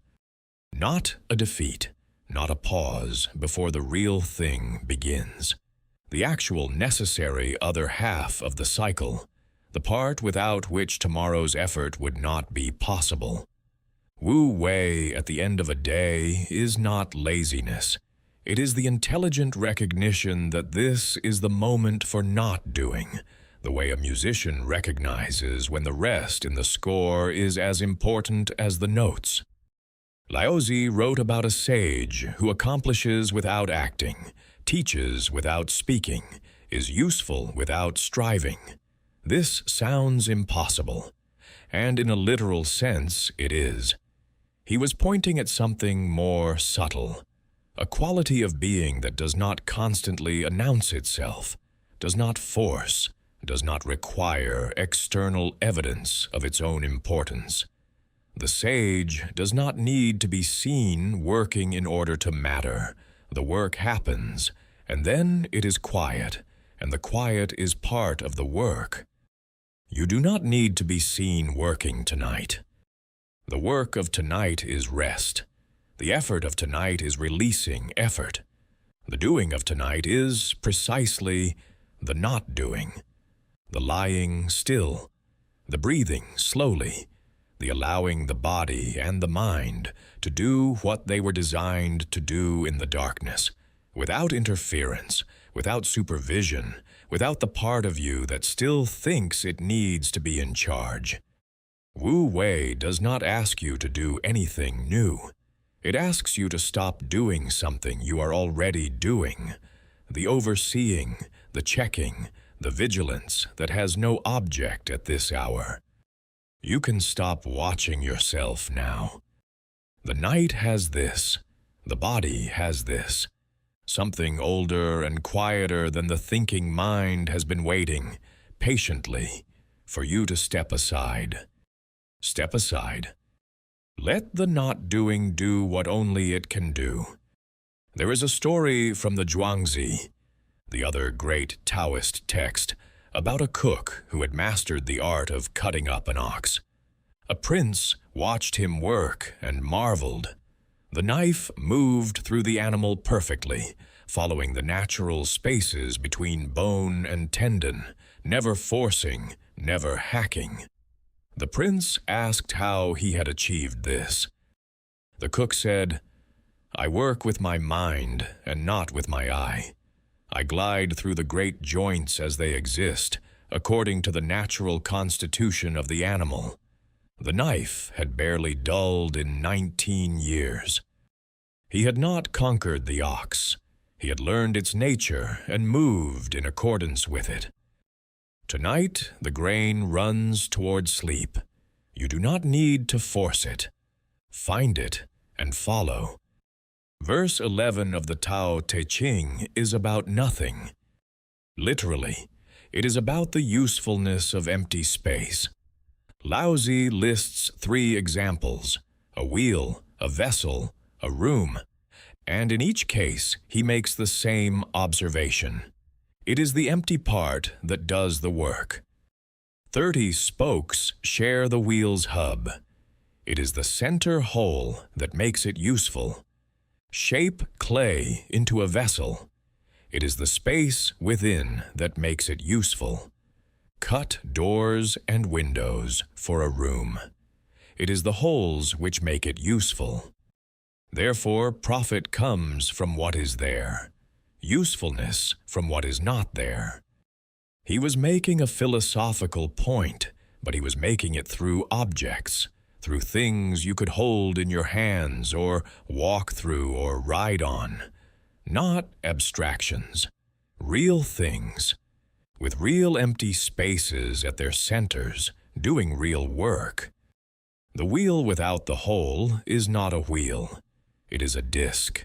The disc might be beautiful, might be heavy, might be useful as a weapon or a decoration, but it cannot turn on an axle. It cannot carry anything anywhere. The hole is not a defect in the wheel. The hole is what makes the wheel a wheel. This sounds obvious when you say it about wheels. It sounds less obvious when you say it about people. We are, most of us, deeply uncomfortable with our own empty spaces. The pause in the conversation that we rush to fill. The quiet moment in the day that we reach for our phones to interrupt. The space before sleep that we pack with review and rehearsal and planning and worry. We treat the empty spaces in ourselves the way a bad architect treats empty rooms, as problems to be solved, vacancies to be filled, failures of design. Laozi thought the opposite. He thought the empty spaces were where the usefulness lived. Think about what you do when you are most genuinely helpful to someone, not when you are performing helpfulness, talking a lot, offering advice, demonstrating your knowledge of their situation, but when you are actually helping. Most often, in those moments, what you are doing is being present and quiet. listening in a way that leaves space for the other person to find what they already know. The usefulness is in the emptiness, the willingness to not fill the space with yourself. Or think about the best conversations you have had, not the ones where someone was most articulate, most impressive, most full of interesting things to say. The ones where something real was exchanged. Those conversations almost always had pauses in them, spaces where neither person was speaking, and the silence was not awkward but full. Full of the thing that was trying to be said, finding its shape before the words came. The empty bowl receives. The full bowl cannot. Tonight, you are becoming the empty bowl. The day's fullness is draining. The conversations, the decisions, the accumulated weight of hours spent full of things. And as it drains, something opens, not a void, a capacity. The quiet that is not the absence of something, but the presence of a different kind of something. Receptive, still, available for whatever the night and the rest bring. Laozi did not think this emptiness needed to be manufactured. He thought it was the natural state that emerged when you stopped filling it. The bowl is already empty underneath everything you put in it. The room is already spacious underneath everything you put in it. The self is already quiet underneath everything you put in it. You do not need to create this space. You only need to stop filling it for a while. The night is doing that work right now. The thinking is slowing. The planning is losing its grip. The body is finding its weight, settling into the bed, becoming more like the vessel at rest than the vessel in motion. The empty space is opening. Let it open. There is something that only enters through the empty door. Not through the door you are guarding, not through the door you have filled with plans and worries and the day's unfinished business, but through the one you have left unlatched, unattended, open to whatever the dark hours bring. Rest is what comes through that door, not because you summoned it, because you left the space. The wheel turns on its empty center. The room is useful because of its hollow. You are useful to the morning because of this open, receiving, doing nothing, being empty night.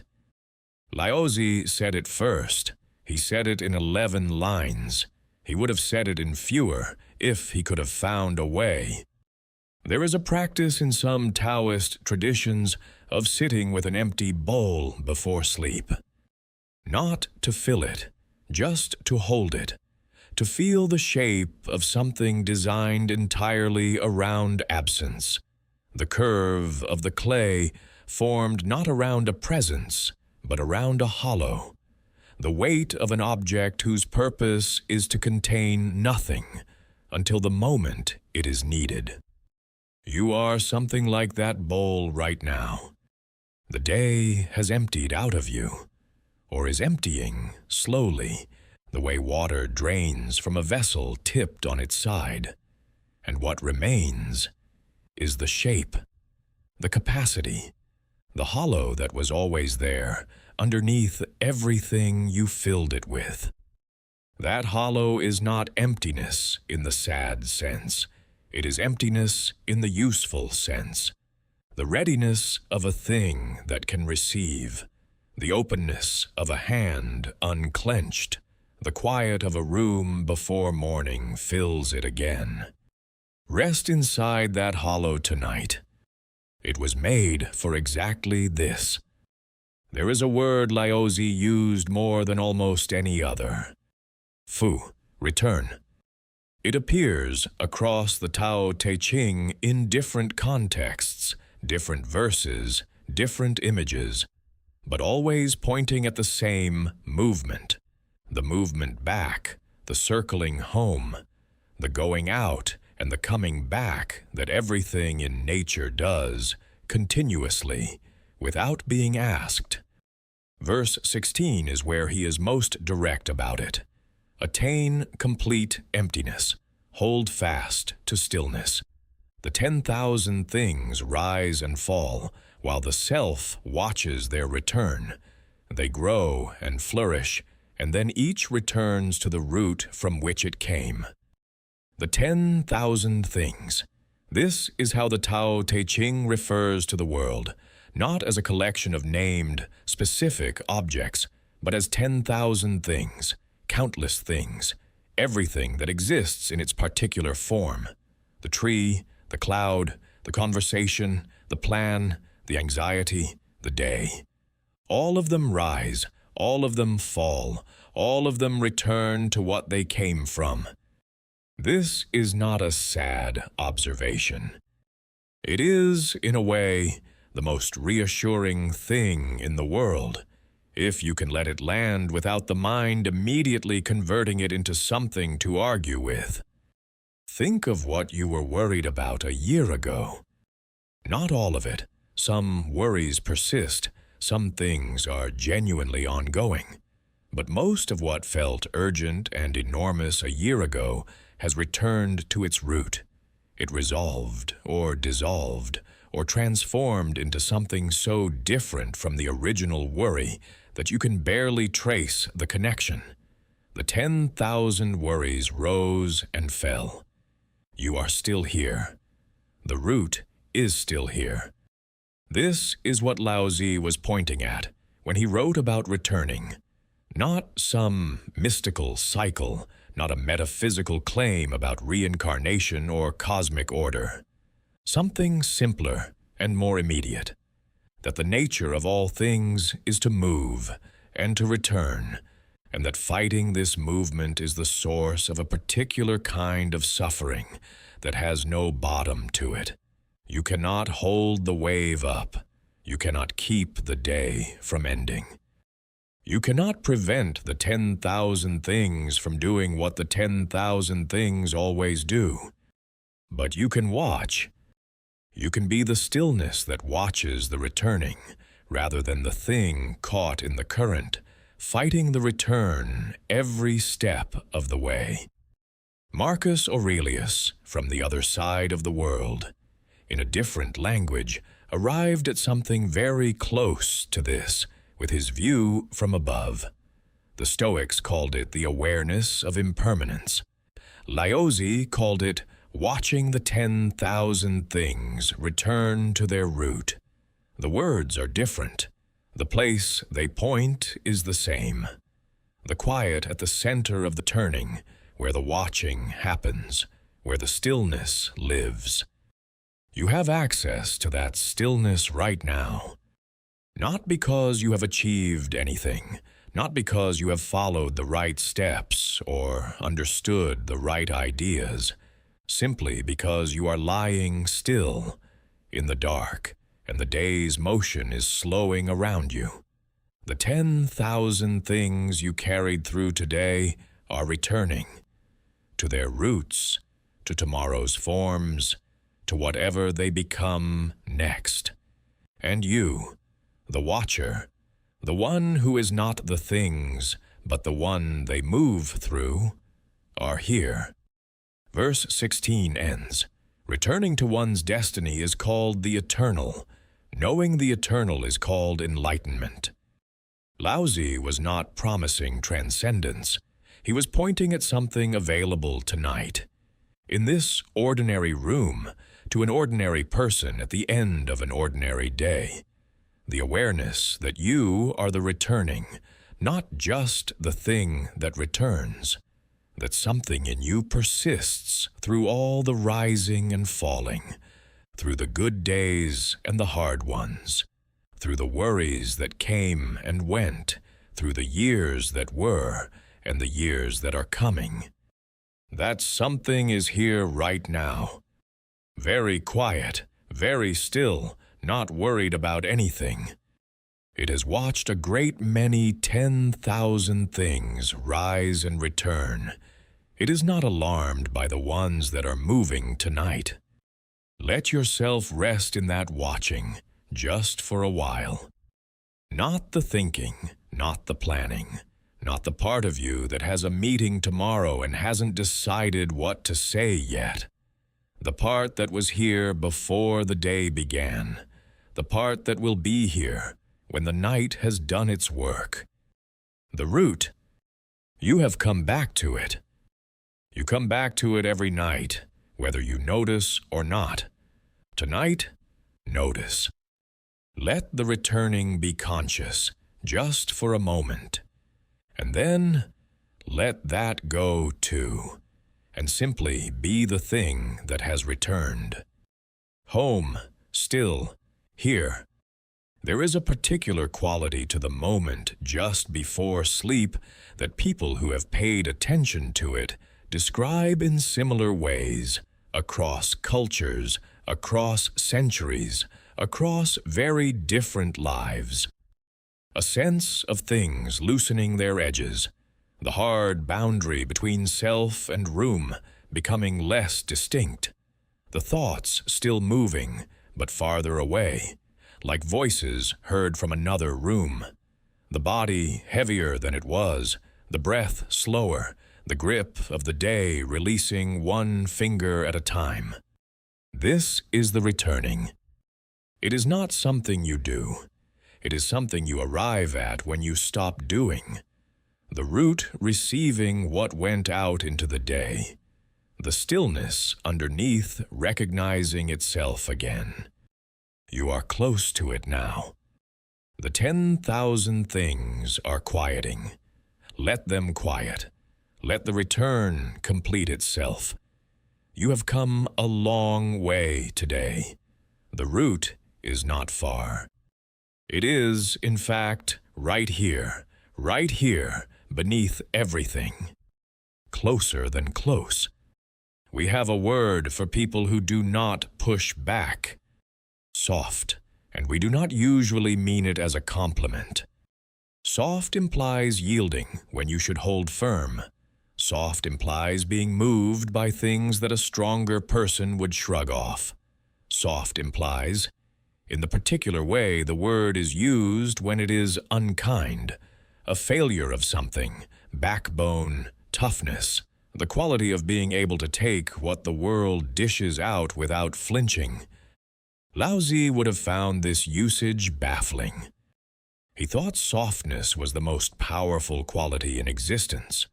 Not softness as passivity, not softness as absence of conviction, but softness as the quality of water, of wind, of the slow, patient forces that outlast everything they work against. He wrote about it repeatedly. From different angles, the way you circle something you find genuinely astonishing and keep trying to describe from a new direction. In verse 78, the famous one about water, nothing in the world is as soft and yielding as water, yet for dissolving the hard and inflexible, nothing can surpass it. The soft overcomes the hard, the gentle overcomes the rigid. In verse 76, he went further. A man is born gentle and weak. At his death, he is hard and stiff. Green plants are tender and filled with sap. At their death, they are withered and dry. Therefore, the stiff and unbending is the disciple of death. The gentle and yielding is the disciple of life. This is not a gentle idea, despite its subject. It is a sharp observation about what rigidity costs. Think about the most tightly wound person you know, not in terms of intelligence or capability, but in terms of how much energy they spend maintaining their position. How exhausting it must be. Every conversation a potential threat to be assessed. Every unexpected development a disruption to be managed. The energy that goes into being always prepared, always defended, always exactly right. Laozi was not judging that person. He was observing what the rigidity does over time. The rigid tree in the storm breaks. The flexible tree bends to a degree that looks alarming, and then, when the storm passes, rights itself. The branch that seemed on the verge of snapping was not failing. It was succeeding. Succeeding in the Taoist sense, surviving through alignment with what was happening rather than opposition to it. This has a particular application tonight. The mind that is rigid about sleep, that must be asleep by a certain time, that treats wakefulness as failure, that braces against the possibility of another bad night. That mind is, in the Taoist sense, the stiff tree in the wind. The bracing is the problem. The resistance to the resistance makes everything worse. The soft approach to sleep is not passive either. It is not giving up, not accepting permanent insomnia with a shrug. It is something more precise. The willingness to be in this moment, this night, exactly as it is, without demanding that it be different right now. The water does not demand that the stone move immediately. It simply continues being water. You are continuing to be yourself tonight. Not a better version, not a more rested version. The real version in this real moment, lying in this real dark, with whatever the day left behind still settling in the body. There is nothing wrong with this. This is the soft way, the way that does not fight the present moment in order to reach a preferred one. Laozi had a student, according to some traditions, who asked him about strength. The student had been trying to make himself stronger, more disciplined, less vulnerable to the winds of circumstance. He wanted to know if he was on the right path. Laozi is said to have pointed to his own teeth and his own tongue. Which has outlasted which? The teeth, hard, strong, designed to withstand force, were mostly gone. The tongue, soft, flexible, easily wounded, was still there. The story may be apocryphal. The point is not. What endures is often not what looks strongest at any given moment. What endures is what bends without breaking, yields without disappearing, continues without forcing. The tongue outlasts the teeth. The river outlasts the rock. The night outlasts the day's hard edges. You do not need to be strong tonight. Strong is for tomorrow, for the morning, for the moments that require standing firm.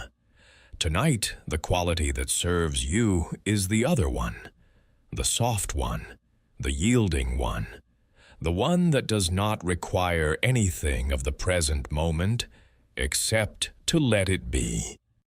Soft, yielding, patient as water. That is not weakness. That is the disciple of life, lying in the dark, letting the night do its work. There is one more image from verse 76 worth carrying into the night.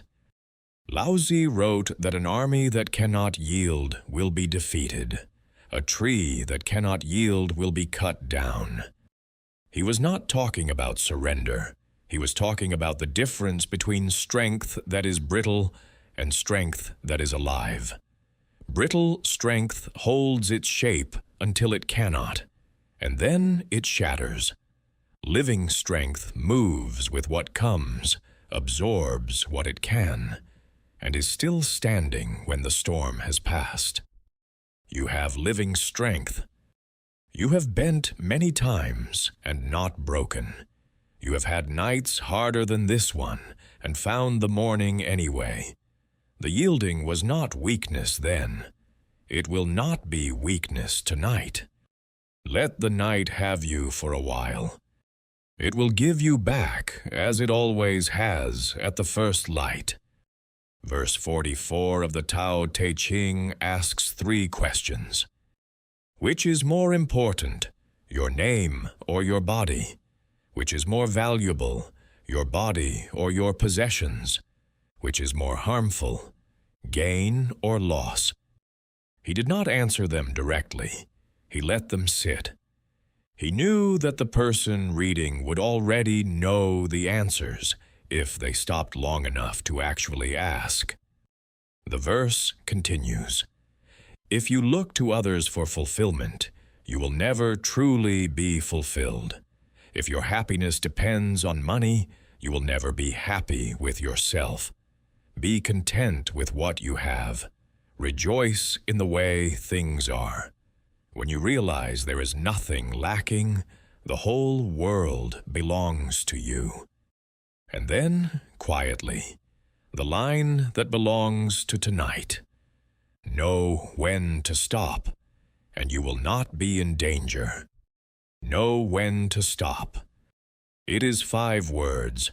Laozi could have written 1,000 pages explaining why, and he probably understood that it would not help. The knowing is not something you can be given, but it can be pointed at, and he pointed at it. In 44, in other verses, in the overall shape of a text that keeps returning to the same invitation. There is a moment when more becomes less, and finding that moment is one of the most important things a person can learn to do. We are not good at this as a species. We are built for more information, more stimulation, more activity, more preparation. The nervous system does not have a natural off switch. It has a volume dial that can always be turned higher. What it requires to turn lower is a conscious choice to stop.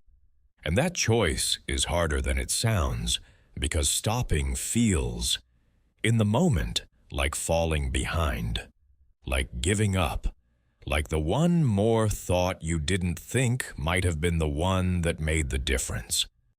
It almost never was. Seneca understood this too, from the Stoic side. He wrote about the person who cannot finish a meal without planning the next one, who cannot complete a journey without beginning to calculate the return trip. This is a kind of hunger that has lost its object. It is no longer hungry for anything specific, just hungry, and so it keeps moving, keeps consuming, keeps going past the point of usefulness into the territory of harm. The Tao Te Ching calls this grasping, and grasping, in Laozi's understanding, is the root of suffering, not the having of things, but the inability to stop reaching for more of them, past the point where more helps. Know when to stop. Tonight, lying here, the question is not whether you have done enough. You have probably spent the evening wondering about that already.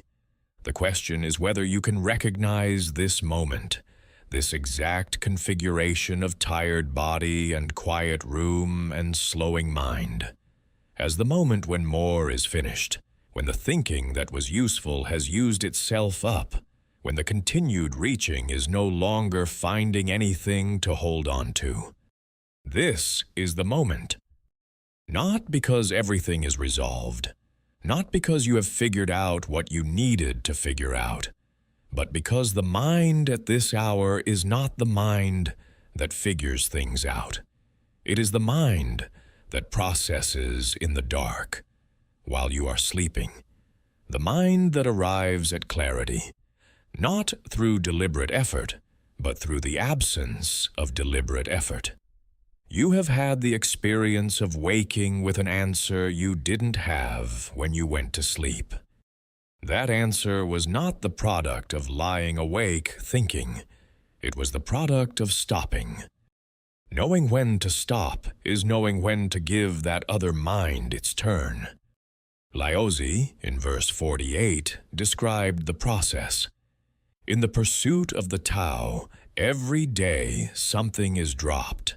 Less and less is done until nothing is done. When nothing is done, nothing is left undone. The dropping is the work of tonight, not the acquiring, the releasing, not the adding, the subtracting, not the one more thought, but the permission to let the thoughts stop coming, one by one, like guests finally leaving a party that has gone on long enough.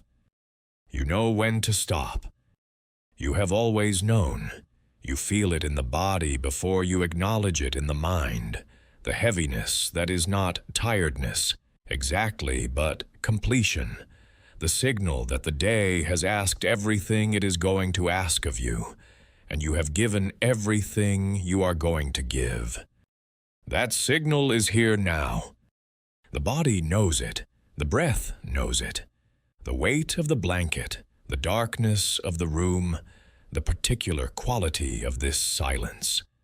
All of it is saying the same thing, in the same language. The language that does not use words. Stop here.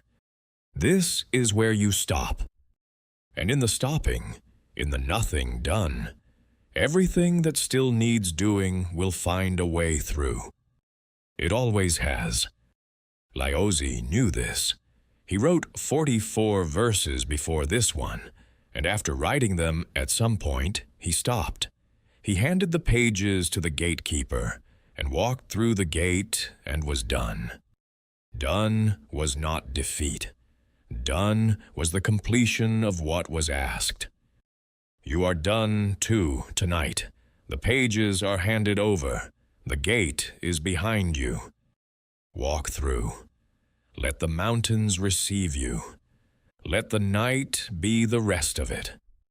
In the oldest Chinese cosmology, before the Tao Te Ching was written, before the Zhou dynasty, and before the dynasties before it, there was a concept called yin and yang. You know the symbol, the circle divided into two equal parts, one dark and one light, each containing a small circle of the other inside it. It has become so familiar, so reproduced on posters and tattoos and the backs of notebooks, that it is easy to forget it is pointing at something real, something observable, if you look. Yin is the dark half, the night, the feminine principle, in the traditional understanding, not female in the limited sense, but in the sense of receptive, yielding, cool, inward, the quality of the valley rather than the mountain. Yin is what gathers, what receives, what holds without grasping. Yang is the light half, the day, active, outward, warm, the quality of the mountain peak, the moment of highest sun. Yang is what projects, what builds, what pushes forward into the world. The symbol is not showing two opponents. It is showing two necessities. Neither half is better, neither is primary. The light contains the seed of the dark. In the brightest moment of summer, the days are already beginning to shorten. The dark contains the seed of the light. In the deepest midnight, the turning back toward morning has already begun. They are not alternating. They are interpenetrating, each becoming the other in a movement that has no beginning and no end. Laozi's universe lived inside this understanding. The Tao is not yang. The Tao is not yin. The Tao is the movement between them, the turning, the seasonal return, the reason the dark is not defeat and the light is not final victory. Everything moves. Everything returns. The circle keeps turning. Tonight is the yin half of your day, not the lesser half, not the half that must be endured before the important half resumes, the necessary half, the half without which the yang half could not exist or function or mean anything, the rest that makes the effort possible, the dark that makes the light visible, the receiving that makes the giving possible. There are Taoist texts, later than the Tao Te Ching, written by practitioners across the centuries, that describe specific practices for nighttime, for the hours between sunset and dawn. Not all of them have survived, but what runs through the ones that did is a consistent orientation toward the night as a time of particular potency. Not because you are doing something, but because in the absence of doing, something else becomes available. The Chinese word is jing, sometimes translated as essence or vitality, or the fundamental energy of the body. During the day, jing is spent in activity, in thought, in the continuous effort of maintaining a self in the world. During sleep, jing is restored, not by doing, by stopping, by the body returning to the yin state that allows the yang activities of daytime to be possible. You are restoring yourself right now, not visibly, not in a way you can measure or track or report on in the morning, but in the ancient understanding of how human beings work. This is precisely what is happening in the dark, a replenishment that has been waiting patiently all day for you to stop long enough to let it happen. The night is not empty. The night is full of a different kind of fullness than the day, quieter, slower, oriented inward rather than outward, receiving rather than projecting. The Taoists thought this fullness was essential, that the person who never truly rested, who carried the yang energy of the day into the hours that belonged to yin, was gradually depleting something that could not be replenished in any other way. You have felt this, probably. The difference between a night of genuine rest and a night of fractured half-sleep full of unfinished thoughts. The way the body feels different in the morning, depending on which kind of night it had. The day is shaped by what the night was. This night is shaping tomorrow. Not in the way that planning shapes tomorrow. In the deeper way, the cellular way, the neural way, the ancient biological way that has nothing to do with any decision you make or any thought you think. Your body knows how to do this. It has always known. The yin half of the circle is turning. The restoration is underway. The particular intelligence of the sleeping organism is beginning its work. You do not have to help. You only have to stop interrupting. The night knows what it is doing. It has been doing this for as long as there have been nights and people lying in them, and it has not forgotten. The darkness is not empty. The quiet is not nothing. The not doing of the next several hours is not a gap between useful things. It is the most useful thing of all. Yin and yang, dark and light, the turning that never stops. You are in the dark half of the circle now. Rest here, be here. Let the yin do what only the yin can do. The light will come back. It always does. And when it comes, it will find you restored. Not because you forced the restoration, but because you had the wisdom, in this one night, to stop long enough to let it happen. The old teachers knew this. All of them.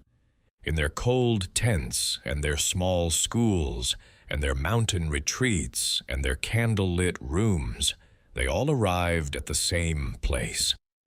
The night is the teacher. Listen to it now. We began tonight with a mind pressing a bruise. You remember the feeling.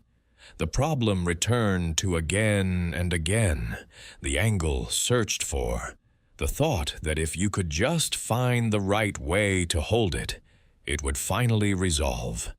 That was where we started. That was the mind, at the beginning of the night, doing what minds do. Something has shifted since then. Not because the problem was solved, not because the Stoics handed you a formula, or Laozi gave you a technique. Something quieter than that. The kind of shift that happens not when you add something, but when you stop insisting. The way a room feels different when you stop trying to rearrange it and simply sit down inside it. Marcus Aurelius, in his Cold Tent, wrote, "Do not indulge in such thoughts as what is absent is always better than what is present." He was talking to himself. He was lying awake, probably. The way people lie awake when they are carrying something too large for one person. An empire, a war, the weight of being the man everyone needed him to be. And he kept returning to the same reminder. What is here is not less than what is elsewhere. What is now is not less than what might come. The life you are living right now, in this specific moment, is not the waiting room for your real life. This is the life. And Laozi, from the other end of the world and the other end of the philosophical tradition, was pointing at something that rhymes with this. His verse 44, "When you realize there is nothing lacking, the whole world belongs to you." Nothing lacking. Not nothing wrong, not nothing difficult, not nothing unresolved, but nothing lacking, nothing missing from what is fundamentally here, in this room, in this body, in this night. You are not incomplete. You are not broken. You are not a problem to be fixed before rest becomes available. The rest is available now. It has always been available. The teachers were not telling you how to earn it. They were pointing to what was already here, underneath the insisting, underneath the pressing of the bruise, underneath the long days' accumulated certainty that something must be solved before you can stop. Nothing needs to be fixed tonight. That was the title. That was what they both came to say. From their different centuries and their different languages and their very different ways of arriving at the same clearing. The Stoics said, "You have done enough. The night belongs to you. The sage is not a destination but a direction. And tonight, any direction is the right one, as long as it leads toward rest." The Taoist said, "The water finds its level. The 10,000 things return to their roots. The yin holds what the yang could not. And the night knows what to do with you, if you will only stop arguing." They are not in disagreement. They never were. Two old men, separated by half a world and several centuries, both sitting in the quiet of their evenings, both writing or speaking, or simply thinking about what it meant to be human and alive and carrying the weight that humans carry, and both arriving, by their different paths, at the same open ground. It is enough. The thing you are carrying tonight is real. The difficulty is real. The tiredness is real. And also, you are here, breathing, alive, in a room that is dark and quiet and safe. And you have done what you could with this day. And the teachers have said what they came to say. And the night has opened up around you like the low place where water gathers, like the empty bowl, like the valley that receives without demanding. You do not need to earn your place in it. You are already here. Let the body be what it is, heavy, tired, horizontal, beginning the long work of repair that it only does in the dark. Let the mind be what it is becoming, slower, softer, releasing the grip on the thoughts one by one, the way sleep always arrives, not all at once, but gradually, like light leaving a room. The Stoics are going back to their tents and their letters and their schools at the edge of the Greek world. Laozi is walking through the gate, And this time you do not need to stop him. He has said what he came to say. The 81 verses have been handed over. The gatekeeper has closed the gate. What remains is the quiet. And the quiet is enough. Nothing needs to be fixed tonight. Not by you. Not right now. Not in this hour that belongs to the yin, to the root, to the part of you that is not broken and never was. Rest. The morning knows the way back to all of it. The problems will be there, in their proper size, in the proper light. The day will ask what the day always asks, and you will meet it, as you have always met it, from the place of having rested, having returned, having let the night do what the night does. But that is tomorrow. Tonight is this. Just this. Let it be enough, because it is. Somewhere in the 2nd century, a man in a leather tent on the Danube frontier put down his pen. He had written what he needed to write. He would pick it up again tomorrow, or the day after, or whenever the night brought him back to the same place. The same questions, the same reminders, the same quiet work of trying to be in the dark what he wanted to be in the light. But for tonight, it was enough. The lamp burned low. The sounds of the army outside were distant. He closed his eyes. And somewhere in the 5th century before that, an old man handed a bundle of pages to a gatekeeper at a city wall and walked through and did not look back.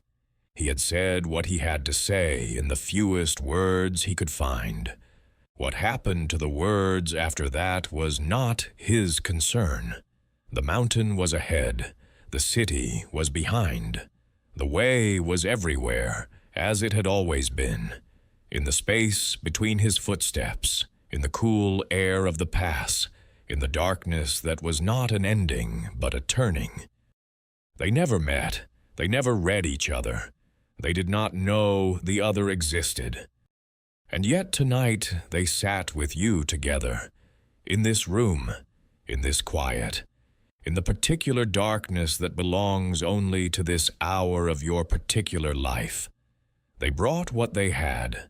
The Stoic brought his tent and his discipline and his private admissions that the discipline was hard. The Taoist brought his water and his emptiness and his 81 patient gestures towards something that cannot be said directly.